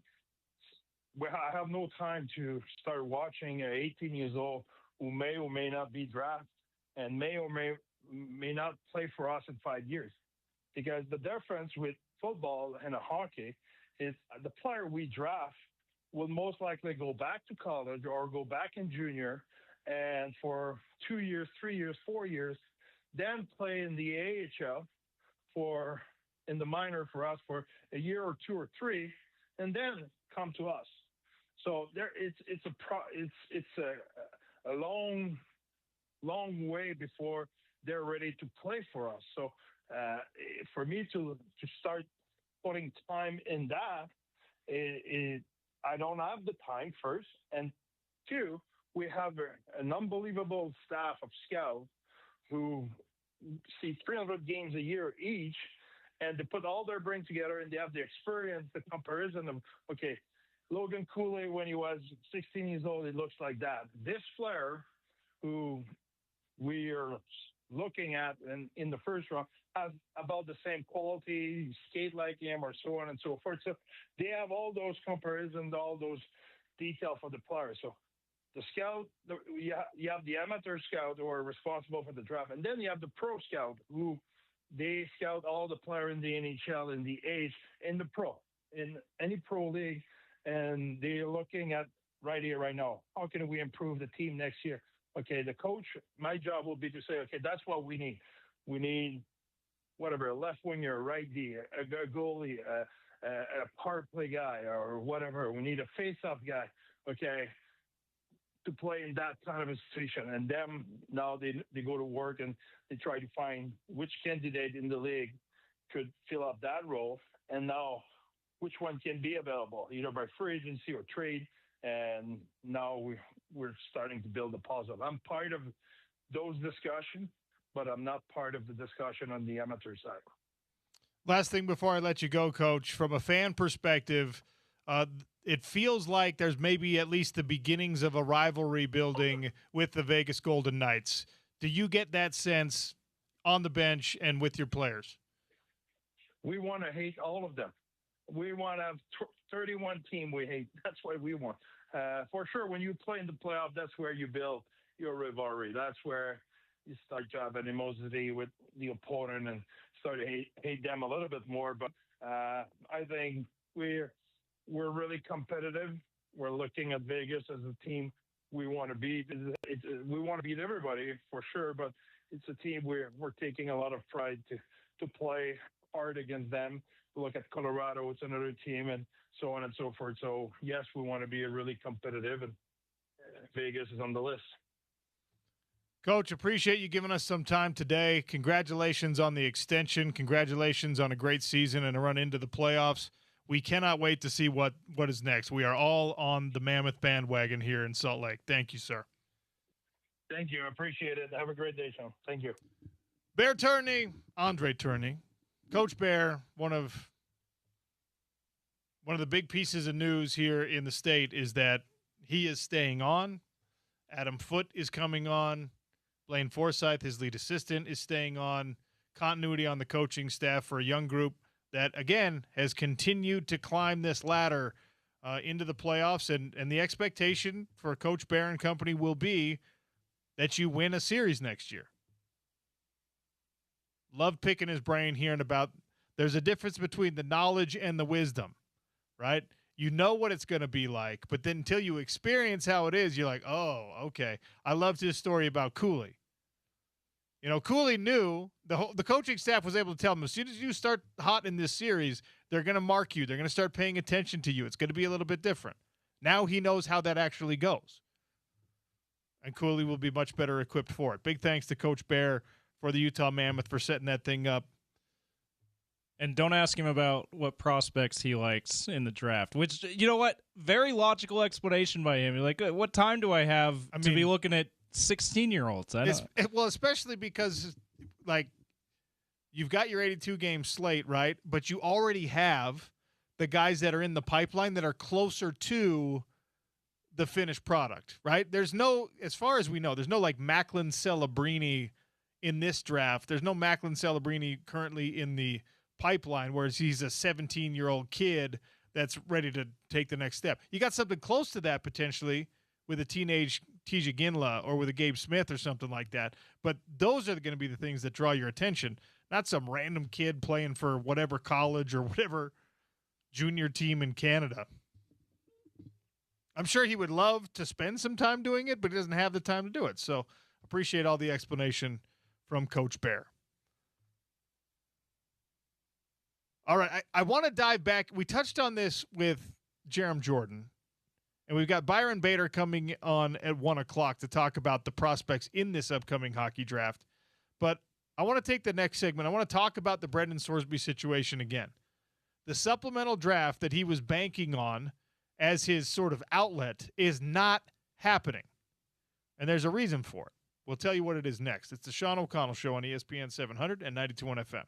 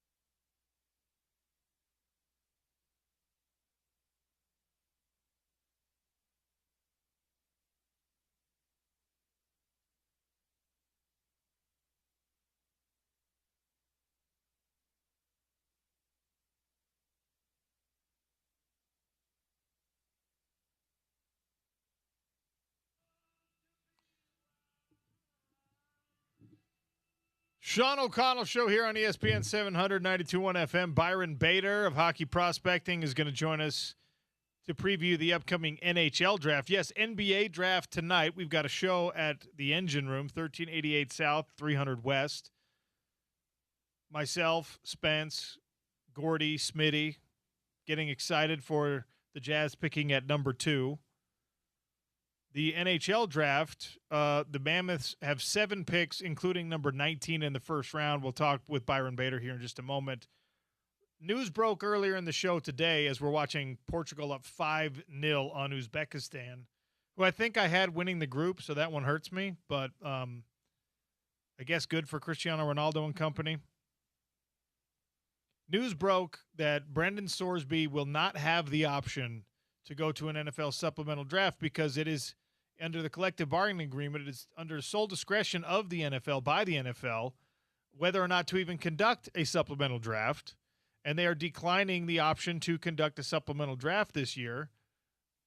And let's be honest, they're doing it to continue punishing Brendan Sorsby or to send a message about the gambling and involvement of it. And if you have any doubts about that, I'm retweeting this right now. It is the statement obtained by some media outlet. Exactly what the NFL sent to Brendan Sorsby. It's too long for me to read the whole thing on the air, but it explains in one paragraph how the collective bargaining agreement allows the league to retain sole discretion. If you are going to appeal for a supplemental draft, you have to provide documentation as to why. And the NFL took the opportunity here, which I kind of love, to sort of use this refusal as a little lecture to the legal team and to Brendan Sorsby himself. The sole reason you identified in your petition for seeking entry to the supplemental draft are that you had been declared ineligible by the NCAA and have exhausted all of your avenues to pursue the NCAA and want to play in the NFL. The petition provides no information regarding the basis for or timing of the NCAA's decision. Public sources, however, indicate that May 2026, the NCAA issued a determination declaring you permanently ineligible for participation in college athletics based on a sustained pattern of improper gambling activity during your collegiate career at 3 different universities. The league does not have the complete record of the NCAA's investigation, and you did not provide any such materials with your petition. Available information nonetheless indicates that over the course of your collegiate career, you knowingly engaged in repeated and significant violations of NCAA rules designed to preserve the integrity of athletic competition. Reported conduct includes placing wagers on your own team and teammates, and to avoid detection, establishing or funding accounts in the names of intermediaries who place bets on your behalf. There are also reports that you may have violated state criminal laws. So what happened is, as far as you can deduce from the NFL's response, is that Brendan Sorsby and his legal team, having exhausted their possibilities in the NCAA, basically declared Michael Scott style that they want to play in the NFL. I declare bankruptcy. You sent a note to the NFL saying, I want to play in the NFL. No respect to the fact that this might be a little bit of a lift in convincing them. No due diligence to make sure that you had a proper understanding of how and why they would determine whether or not you were allowed to be in a supplemental draft. If I'm Brendan Sorsby right now, this is the first L we've seen Jeffrey Kessler take in a long time. That's your attorney. If I'm Brendan Sorsby, I'm just being like, oh, look what you didn't do. You didn't take into account the fact that the NFL might have a problem with this, and you didn't send them all the necessary documentation. It's not like the documents are not out there, and in this somewhat snarky response from the NFL, they're like, you didn't send us any of this stuff. However, public information indicates this. So no documentation from the actual concerned parties, but the NFL knows how to Google, and they had already been following this, and they're just like, we know what you were up to, you idiot. And breaking news, but not really. Darren Heitner has now provided Brendan Sorsby with all that documentation and said, I can file this for you. Darren Heitner wants nothing more than to be involved in every college football story. He's tweeted about every piece of breaking news. He's quote tweeted or replied. subtweeted every piece of breaking news with this Brendan Sorsby story. If you've followed any of that, he is thirsty for being the Jeffrey Kessler in this situation, and there might be an opening for him here. I will tell you, like, he's someone you got to give credit where it's due. He recognized a niche that needed to be filled, and he put himself in that with this NIL stuff. By the way, if you're not following, you don't know who Darren Heitner is, he's another attorney who's represented a lot of athletes in lawsuits, particularly in an NIL space like you talked about. And his whole stance is basically that NCAA athletics is slave labor and that the kids should be able to get whatever they want whenever they want. It's his whole legal standing on all this stuff, and he's pretty absurd about it. But speaking of Jeffrey Kessler, here's a very predictable, but also I'm sure the NFL is laughing at this response. This the decision. He told ESPN the NFL's decision to not hold a supplemental draft is, quote, a violation of the CBA and the law. We will pursue this immediately with the NFLPA, the Players Association. Like, the NFL is going to be like, good luck. Have fun. And then the other. And guess what won't happen? This will not have any kind of resolution before the season begins. So what eventually what they're doing is they're going to sue the NFL, who he wants to play for, by the way. Yeah. I mean, if you're Brendan Sorsby, the best thing you can do right now for yourself is fire your lawyers. Probably. You have to, because you already lost the fight with the Big 12, right? No one in the Big 12 is going to bring you back. We've determined that. If you go quietly about your business, continue your rehab for a gambling addiction. Maybe, like you said, it'll have to be next spring, but maybe you sign on with a UFL team. You won't even have to wait until next spring. Just go out there, hire like the number one trainer. You have the money. Texas Tech's not coming to get your money back, right? Yeah. You have the money. Go hire the number one quarterback trainer. Go talk to Peyton Manning and Eli Manning. Go get yourself in with all the people that you need to put you in the NFL's good graces. Don't sue the NFL. And just be the last thought. And just be like, you know what, guys? Mea culpa. I shouldn't have done the gambling thing. I'm serving my punishment. I'm doing my time. And when the next draft rolls around, you're going to be like, well, Arch Manning is going number one, and so-and-so's going number two. But you're going to eventually come to it and be like, man, this quarterback, before there was a whole scandal around him, he actually had some decent numbers. Like, just if you're trying to make yourself a story, the NFL is going to blacklist you. That's what they do. If you do anything controversial in opposition to the NFL's decision, they blacklist you. And so far, they have been kind of undefeated in that regard. Name one party, if you can, 877-353-0700. One example of when someone has decided they're going to go to war with the NFL and it has worked out for them long term. It just doesn't work. I have to read this last statement because it's the whole reason, the whole thing, the thinking behind why Brendan Sorsby should just be like, man, I got to take this L and I got to put my nose to the grindstone and I just got to work my way back into being a football player instead of this kid associated with gambling. This is the last paragraph of the response to Brendan Sorsby on his appeal to be in the supplemental draft. As Commissioner Goodell has emphasized, participation in the NFL is a privilege that carries with it significant responsibilities, including accountability. By all accounts, you are a talented player with the potential for future success. We encourage you to focus on preparing for possible entry into the NFL through the 2027 draft. Accountability. The NFL is a privilege that carries with it significant responsibilities, including accountability. That is what college football and now the NFL are asking of Brendan Sorsby, and what Texas Tech and his attorneys and everyone around him is trying to prevent him from facing, trying to protect him from. The accountability. That's all people want. That's all any of us want. I don't wish you ill, Brendan Sorsby. I just want you to have to operate under the same rules as everyone else. And because we're talking about it again, I will emphasize I want the NFL and I want the NCAA to keep this kind of energy with other criminal charges, with other criminal issues that people have. I want them to say, we demand accountability for your actions. We demand accountability for your indiscretions. We demand accountability for your crimes. Go do your time, boom. We'll welcome you out with open arms. But right now, you've got to fix your you-know-what.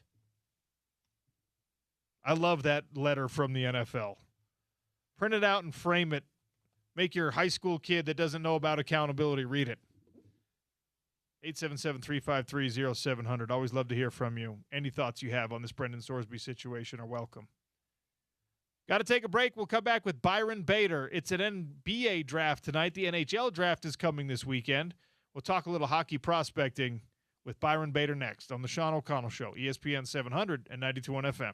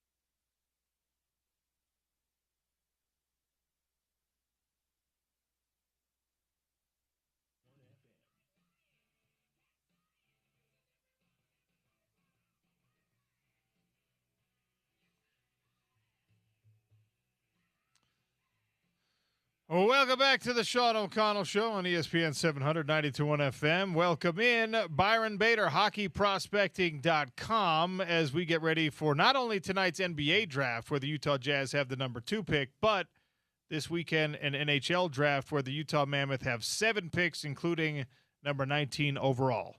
Byron Bader, welcome to the show. How are you, sir? I'm great. How are you? Doing all right.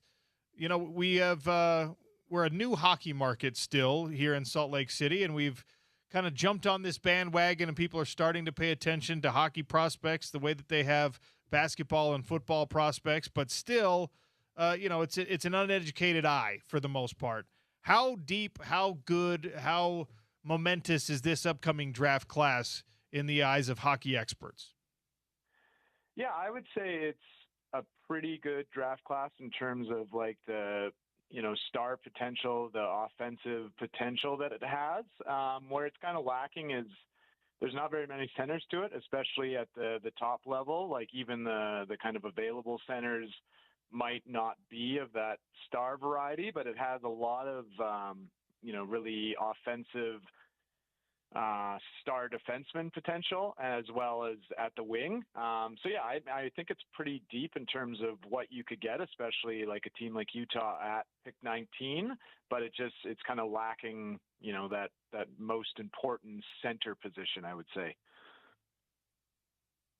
So sitting at 19, this Mammoth team they've got a pretty robust pipeline as it stands right now. A lot of young guys on the rise, maybe a couple of them that we'll see become staples on the NHL roster after, minor league stints in Canada and other places. And I'm not we had Coach Bear on earlier, but he's wrapped up in all of his own stuff. He lets the scouting department handle their own thing. Do you have a good sense of where this team might pick at 9, what they're looking for at 19? Just based on their prospect pool and kind of what it looks like, they have some pretty good bets at wing with Iginla and Boot coming up, and then they have, Baudouin and Denoyne at center. So I would figure that they're probably at 19 especially, and because this is such a deep, pool for D-men, I think they're going to probably go for a D-man at that spot, because there's a bunch of D-men that normally wouldn't be available that late, but they're probably going to, some of them will fall this year, especially the ones that are maybe a little bit undersized and that type of thing. So I think there's going to be a lot of good bets that are available to them. So my guess is they're going to kind of look for an offensive D-man at that spot. On your Twitter, you talk about Caleb Desnoyers, who we've started to really put him on the radar as a guy that sooner than later will be a piece of this Mammoth roster. And you mentioned he had a nice jump in production this last year after being drafted 4th overall by the Utah Mammoth in last year's draft. Your thoughts on him and how long it'll be before he's a staple on an NHL roster?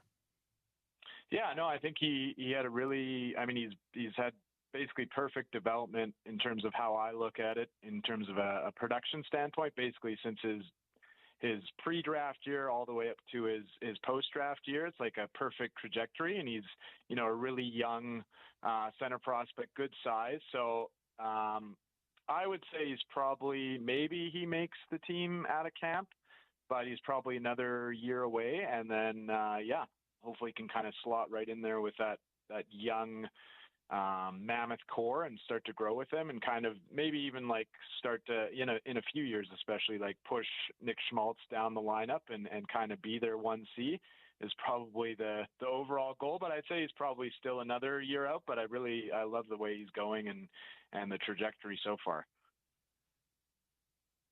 You get a sense in other professional sports, especially the ones that we're a lot more familiar with here, of how much you can trust the Cleveland Browns and the New York Jets when it comes to drafting, right? The Utah Jazz are drafting number 2 tonight, and they've had kind of mixed success when they're at the top of the draft on choosing the right kind of guys. In your opinion, who does it best? Who handles the drafting process, not even necessarily the development that happens after, but which teams in the NHL do you trust most that they're going to identify talent, use the correct spot, the correct pick on, that appropriate level of talent, and then maybe we'll see them on NHL ice eventually. Who's the best at this? It's an interesting question because it's not really consistent. Like, it's not been like a team that's done it right, like for like the last 3-4 decades. It's always kind of like comes in waves. So a team will do it right for 5 years, then they'll kind of pull away from it, and then maybe the GM gets fired and he goes to another area, and then they kind of ramp it up, and so it's not really a consistent thing. But I'd say, of recent, like call it the last 5 or 6 years, the Carolina Hurricanes are probably leading the charge there because they never really have a top pick. They haven't chosen in like the top 10 in years. And they don't often even have a first round pick, and they just won the cup, and they always have this pretty good system, but they have something going on there. Like, they're probably looking at the data in a similar way that I do. And, they have all their quants and stuff that work over there in Carolina. And they've been really good at, even picking in the second, third round, where they're kind of taking the undervalued guy that everybody else is kind of staying away from, the Russian prospects or the smaller prospects. They're picking those guys, and their system, even though they're Stanley Cup champions, like, they have no real blue chip like A+ prospects in their system, but they have a ton of like NHL caliber prospects that they can just kind of put in and fill a hole, and they always sort of dip into that pool every year, and they keep it replenished, and they keep it stock full. So yeah, I would say they'd certainly be the best of recent times, last 5 years or so. Byron Bader, our guest here from hockeyprospecting.com, previewing an upcoming NHL draft, and of course the development of these prospects through the pipeline for the Utah Mammoth. Tija Ginla was the first Utah draft pick after the franchise moved here from Arizona. The fans jumping on the bandwagon, getting excited, and you were rewarded with a recognizable name. At least we know a Ginla, even if you're not a hardcore hockey type person, that's one you can recognize. And he had the hip problems and the surgeries and all that stuff, but his production at the junior level has been pretty impressive. How long until you see him skating on NHL ice? Yeah, I don't think he's far off at all. He has that pedigree from the name, and like you said, he kind of had the injuries, so he sort of stalled out a little bit, kind of post draft, that first season post draft. But this year he took a big step forward. He was big in the World Juniors and all that. So I would say he's probably going to be in the NHL next year, whether that's he's in there from camp right away, or if it's maybe he goes to the AHL for 20 games or half a season type thing, and then he's up there. But just he's kind of growing and kind of rapidly developing, and the hype around him and stuff. I think he's going to get a decent shot this year for sure. You started this business. This is you. Hockey prospecting is your baby. This is your thing. And like, we're just kind of scratching the surface in realizing how extensive this process is. You've got international prospects, you've got American college prospects, you've got this whole thing where you get drafted, then you go back and you play somewhere else. And it's just, it's a lot like Major League Baseball, where maybe you're the number one pick, but we don't see you for 5 years. Or maybe you're like a Macklin Celebrini, you're the number one pick and you're ready right now. Byron, why? Why is this your passion project? Why is this the thing you decided to do? I don't know. Like, I've always been a big stats guy. Even when I was a little kid, I just loved, looking at hockey and different stats and tracking and stuff. And I just I fell into this thing with prospects and looking at this sort of, the way I built this model. I'm an analytics guy, and I was looking at these numbers and looking at players coming up, and I was kind of looking at, this equivalency number, which is essentially this normalized number that you take all these different leagues and they all have these different translations of how production from that league leads to the NHL. And then I kind of was looking at it, and I was looking at players coming up, like Johnny Gaudreau was one of the big ones for me as a Calgary guy.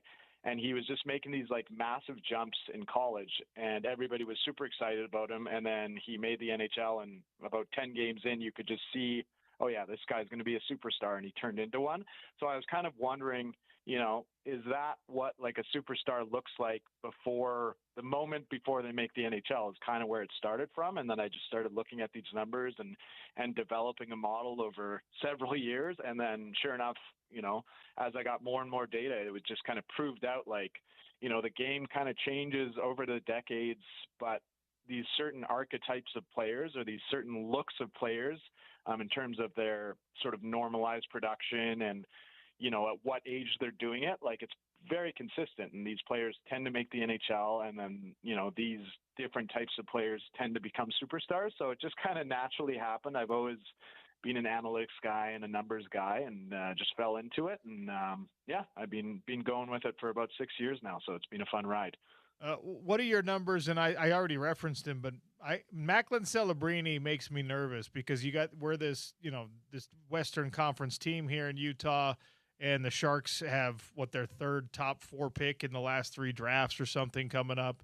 And obviously Macklin is special, but I'm looking at him and I'm seeing the names that he's putting his own name next to, guys that have achieved as much as he has this early in their careers. And I'm like, oh man, are we watching the beginning of like one of the all-time greats? Is this going to be someone that prevents a Utah Mammoth team, 3, 4, 5 years from now from being real cup contenders because they're going up against one of the great ones? What does your model and your eyes tell you about Macklin?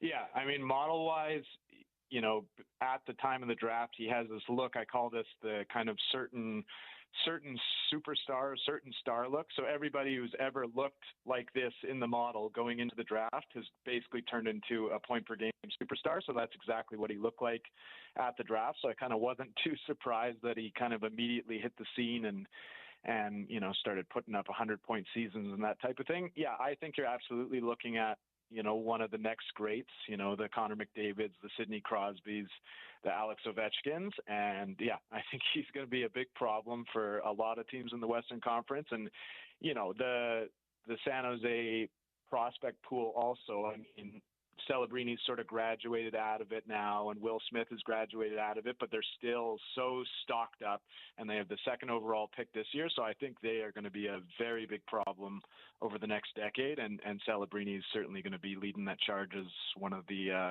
best in the game for sure. Who's Toronto going to take number 1? I mean, I've heard it's going to be McKenna, which I don't think would be the wrong choice because I mean he's one of these guys in the model that looks like a certain superstar as well. I mean, he's not the center position. He's not the fastest, but he can slow the game down to his pace and just has unreal vision. So, if Austin Matthews is staying there for a while, I think he would be a great setup man for Matthews to get back to that, 60 goal mark again. And then you have Stenberg, who's the other option who also looks really, really good in the model. More of a two-way guy, but maybe not as offensively gifted as McKenna. But I mean, all indications sound like it's McKenna. I mean, I've even read reports that they've already told himself that they're gonna pick him. So I think they're gonna make it nice and easy and pick McKenna on draft night for sure. This is not a draft or pipeline or prospects question, but the Tkachuks are now teammates in Florida after a trade sent Brady to join his brother. Your thoughts on that? And not only, brothers getting to play together, great. It's a fun, family story, but what it means hockey-wise for Florida.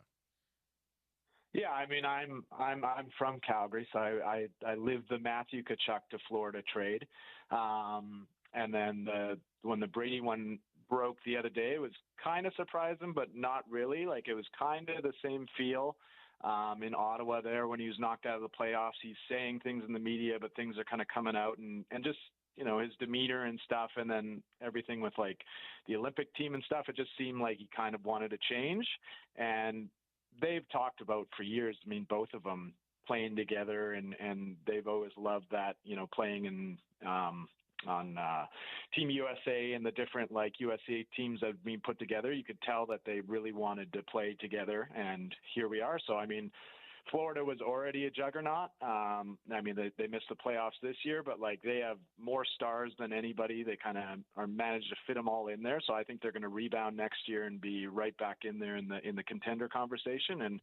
And Brady, like I think he's a great fit for maybe one spot that they're missing, that sort of grit and size and scoring touch and just feistiness around the net. So I think he's like a perfect ad for them, and yeah, they might be looking at another Stanley Cup here in a year or two. So Byron, appreciate your time and all your expertise and knowledge. Enjoy the draft, and we'll catch up soon. Thank you very much. Byron Bader, hockeyprospecting.com. He thinks that the Mammoth maybe go defenseman at number 19. 7 picks in this upcoming draft.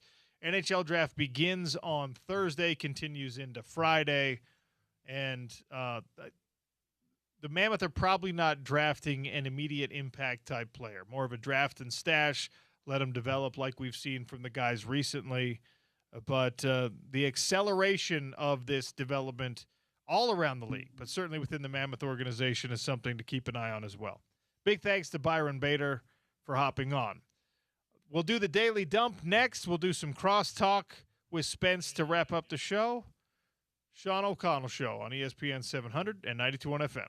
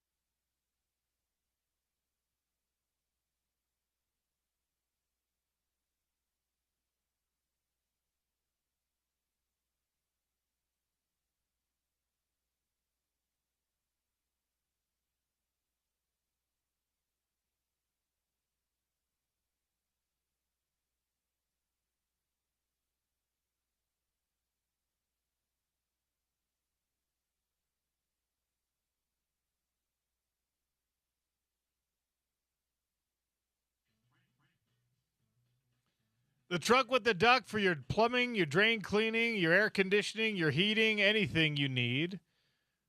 Rob from Valley Plumbing, Heating, and Cooling will be in studio with us tomorrow. Hopefully we get a cool announcement of some kind. NBA draft tonight, taking place against the backdrop of a massive blockbuster trade that just went down in the NBA. Giannis Antetokounmpo, the Greek freak, will be headed to Miami. In exchange, you've got a trove of players heading back to Milwaukee, Tyler Herro and Jaime Jaquez Jr. and a bunch of these individuals. And 3 first-round draft picks, second-round draft pick swap that was in 2030 or something. So a haul going back to Milwaukee, but a bit of a reset for Milwaukee, and Giannis now teaming up with Bam and company down in Miami to try to chase championships. Pat Riley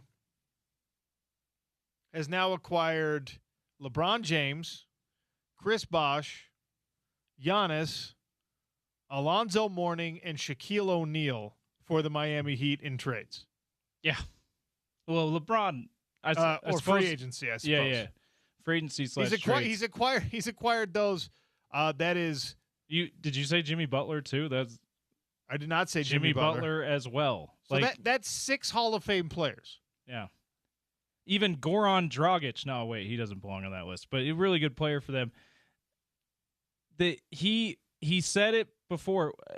I bring up Goran Dragic because when he traded for him from the Phoenix Suns 10 years ago or so, he said in I believe it was an ESPN article that he would rather trade or acquire proven stars than build through the draft. Yeah, Pat. Which, of course. But he's following that blueprint once again. He's obviously has the locale that's an advantage, and he has the fact that he is Pat bleeping Riley and all those championship rings that he has. That's his advantage too. That you can't really do that everywhere, particularly like Salt Lake City is an example of that. But I mean, you have to give him credit for taking advantage of all of those edges that he has, and again, he lands another superstar in his prime. Think of where he worked as a coach, right? He's a big market guy. Absolutely. He's not like L.A., New York, Miami.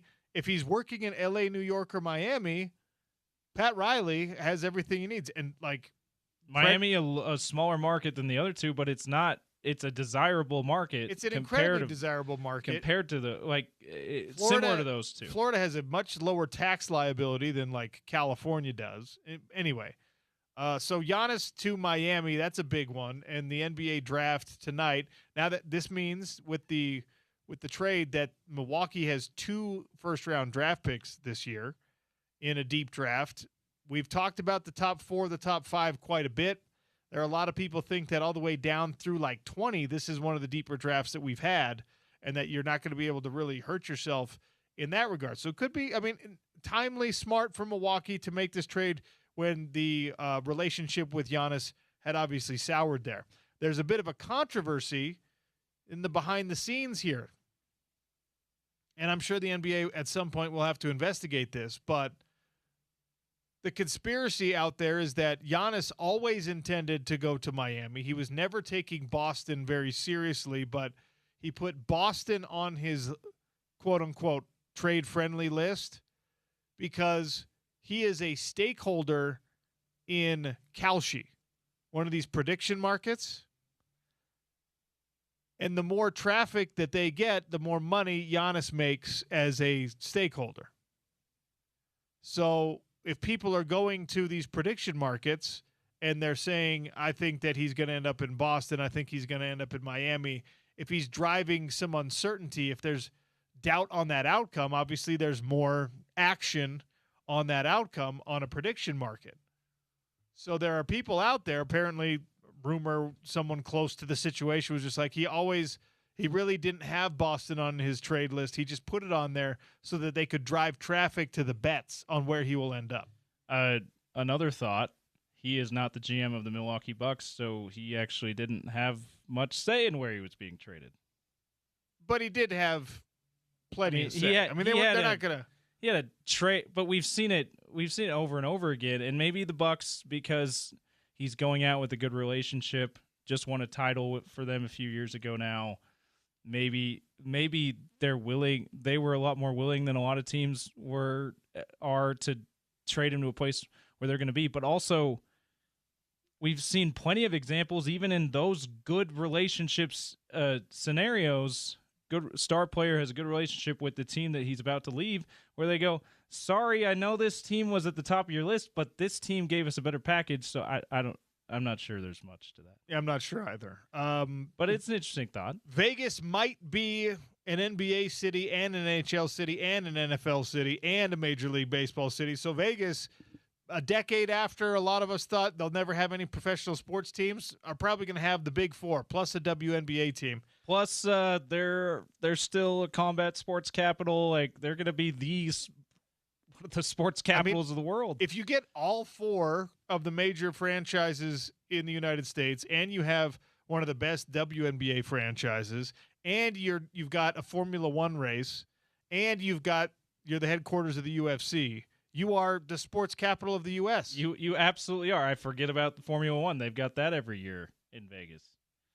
Bill Foley, who is the owner of the Vegas Knights, has put in will put in a former bid for the NBA to explore expansion into Las Vegas, according to Adam Silver. Vegas and Seattle are the only target markets that the NBA is going to look at this round. Yeah, so Bill Foley made an announcement. There's some hockey insiders who cover the Golden Knights who have confirmed this. And Adam Silver was on the Dan Patrick Show just coincidentally today. They did not ask about Bill Foley, but as I was listening, I'm like, oh, this kind of adds to the conversation. He confirmed again that Vegas and Seattle are the only markets that they are considering bids for expansion right now. He said a lot of us have taken that as, okay, well, then they're getting teams, which is probably the case. But he said that the fact that they have voted to say we're considering bids for them does not mean that expansion is actually coming. And it doesn't mean that both places will get teams at the same time. He's like, there's a chance there's going to be another vote. There's always a chance that only one of those markets gets one.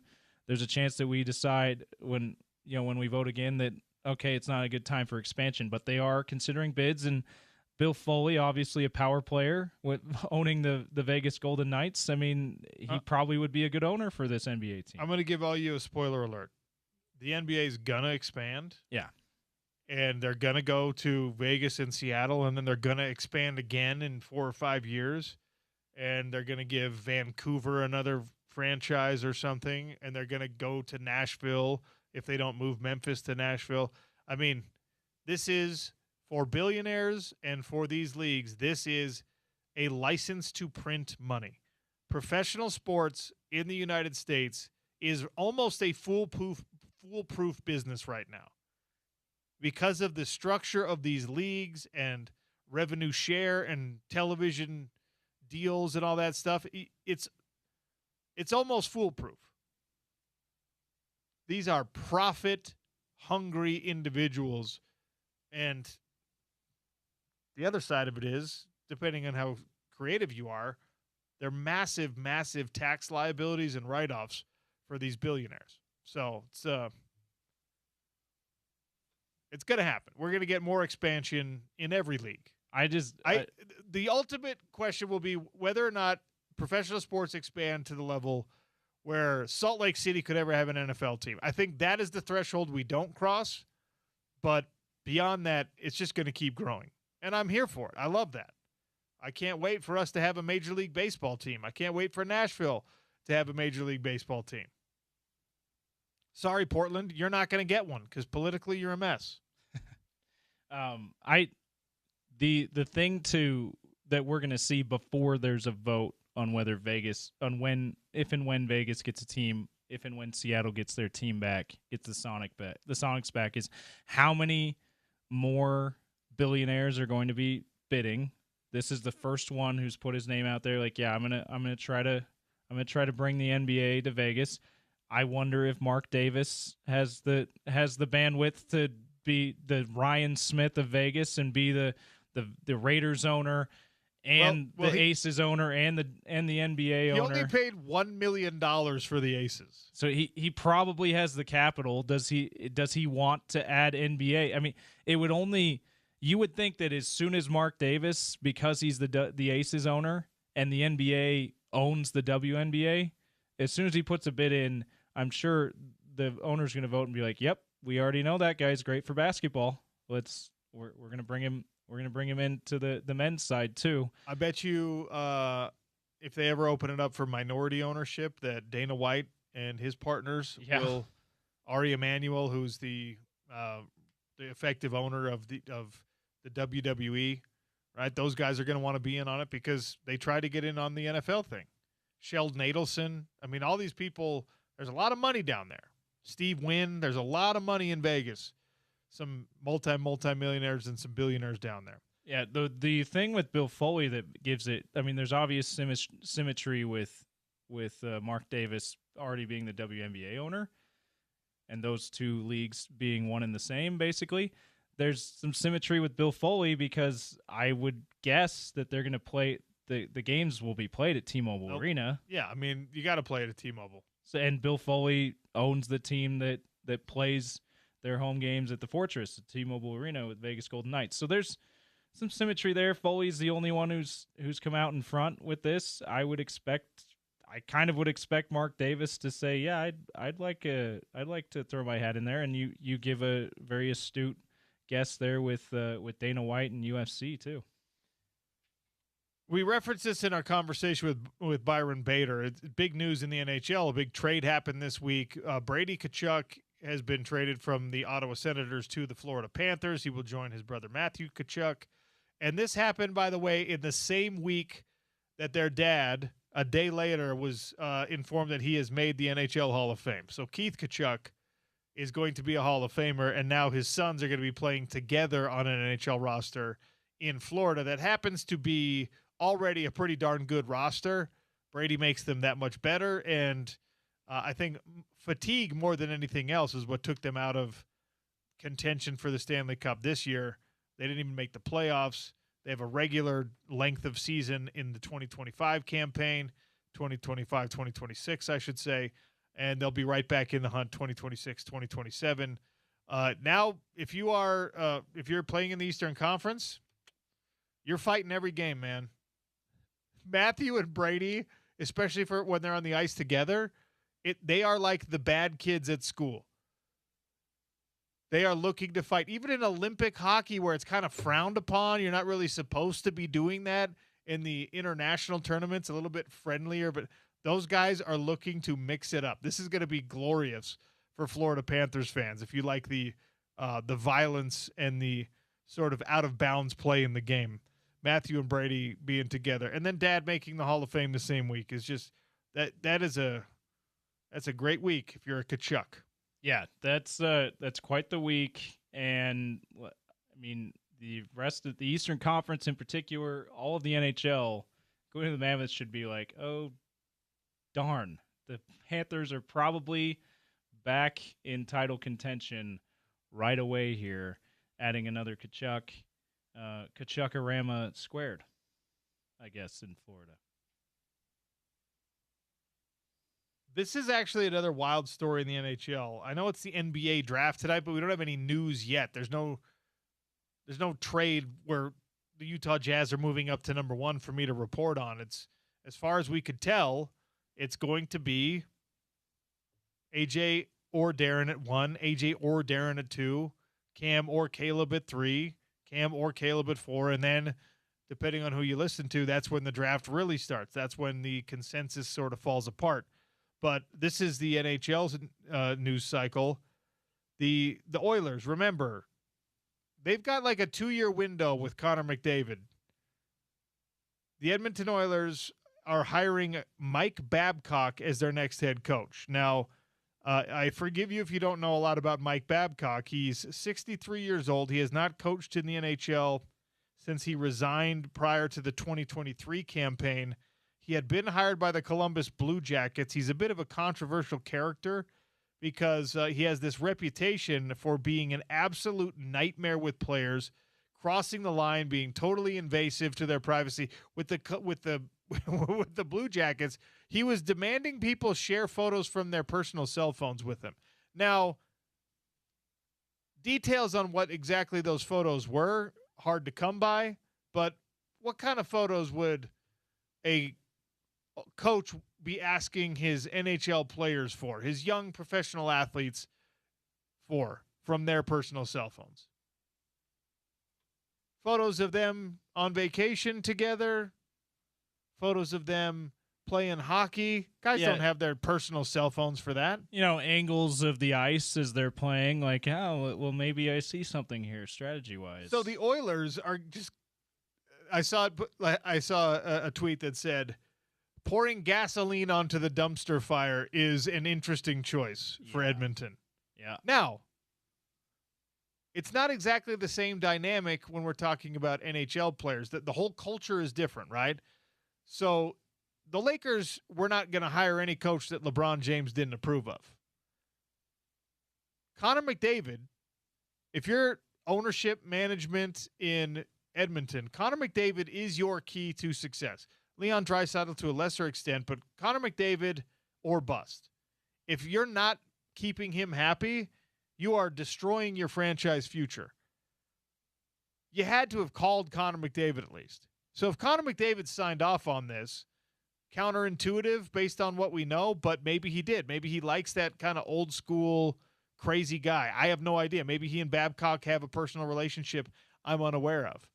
Maybe he's like, I'm actually a really good photographer. I don't mind sharing the pictures on my phone with anyone. So. I don't. Yeah, maybe there's something going on there. Maybe he's an avid iPhone photographer. He's just like, oh, coach wants to see my pictures. Great. Sure. Does he know someone I could help me get paid for some of these photos? Maybe. No, like it feels a whole different reason why.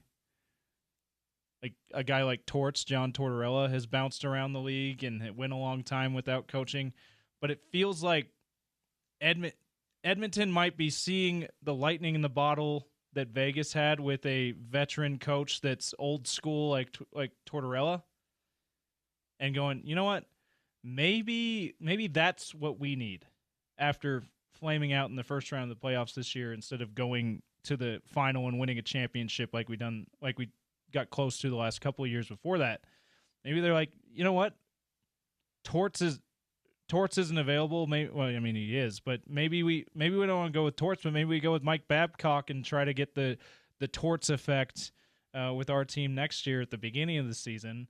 That's the only thing I can think of as to why this might be logical, but also I'm not sure that it really is going to work out very well for if me. You're Chris Knobloch, you went to back-to-back Stanley Cup finals and lost them. You won the Western Conference twice in a row, and then you lost the finals. We're 1 and 2 games away from the Cup, respectively. Like, you were that close. And by the way, you fired him after he signed an extension at the beginning of the season. That's right. Just a complete mess from a business standpoint. And then if you're Knobloch, you're sitting back and you're going like, you replaced me with that guy? Yeah. The NHL had to do a personal conduct investigation before they cleared the Oilers to hire Babcock because of what happened in Columbus. And like they determined like, okay, so you were just being kind of a weirdo, and that was 3 years ago, so maybe it's okay now. But this feels like not the best hire we have seen in professional sports recently.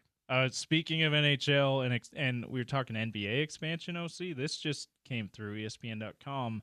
The NHL is looking to expand. They're looking at Austin and Houston. So going back to Texas, in the NHL, they're going to discuss this at their Board of Governors meeting, which is being held. It started today in New York City at their headquarters there. So that's interesting. All respect to Austin. Love Austin. I get to go there next month for a PFL show. It's a great place.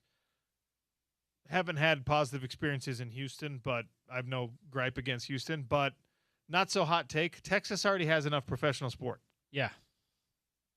Like, do they just how many NHL? Is it just the Stars? Just the Dallas Stars. So I mean, that's the one. Hey, the for as big a markets they have in Texas, It's maybe Texas, maybe though. we don't have enough hockey teams, but like, and Austin is not a city that has a lot of pro sports teams. So I guess I would be. I agree with you. The only one that I'd be sort of on board with is Austin because they're kind of new to the pro scene. But you got enough teams. Do they have any? Austin doesn't have any pro sports. They have not of the big four, but they have MLS, Austin FC. Oh, that's right. They also have the Texas Longhorns, which are effectively an NFL team. Yeah, So. just ask Stark. They're the best team ever. All right. Spence is on remote at. He is. Spence is at the engine room, so Okay. you can head out there early, ahead of tonight's NBA draft show starting at 6. Hang out with Spence, get some great food and drinks at the engine room, 1388 South, 300 West. All right, we'll check in with Spence, and then we'll be with him later. We'll wrap up the show next. It's ESPN 700, 92.1 FM.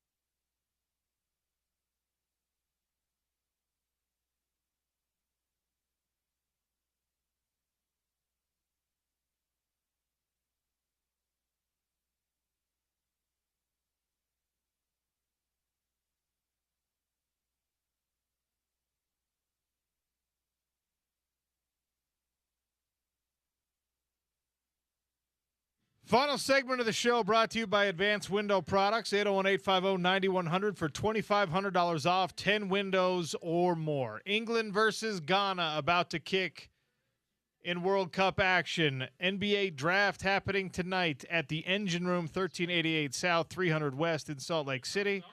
We will have myself, Spence, Gordy, and Smitty. Spence Checketts is at the Engine Room already. He will host the drive from there and stay on into the wee hours of the morning. Now, just until the end of the first round. Hi, Spence. Dude, this place, can you hear me? Can you hear me? Can you hear me? Can Hello? you hear me? Hello, can you hear me? Sean, can you hear me? I can hear you. Okay. All right, got a little feedback.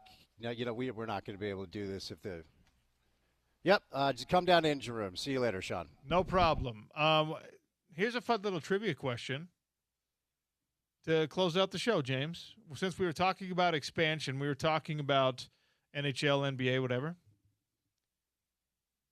3 states have one team and one team only of the big 4 leagues. What are those 3 states? Oh. One of the 3 states have – oh, did we do this with New Jersey? Correct. Oregon. Correct. I can't remember the third. I think we did this a few weeks ago, didn't we? Why don't you remember then? But I can't remember the third. Oklahoma. When the wind comes sweeping down the plain. That's right. I remember and this. The waving wheat can sure smell sweet when the wind comes right behind the rain. That is something I remember from a 6th grade performance. Is it really? By the way. I remember this now because we had a texter say, hey, Giants and Jets play in New Jersey. That's right. And I think we kind of landed on, well, but they're technically by name New York, even though their stadiums are in New Jersey. I don't know. Their headquarters it's a gray are in area. New York. It's a gray area.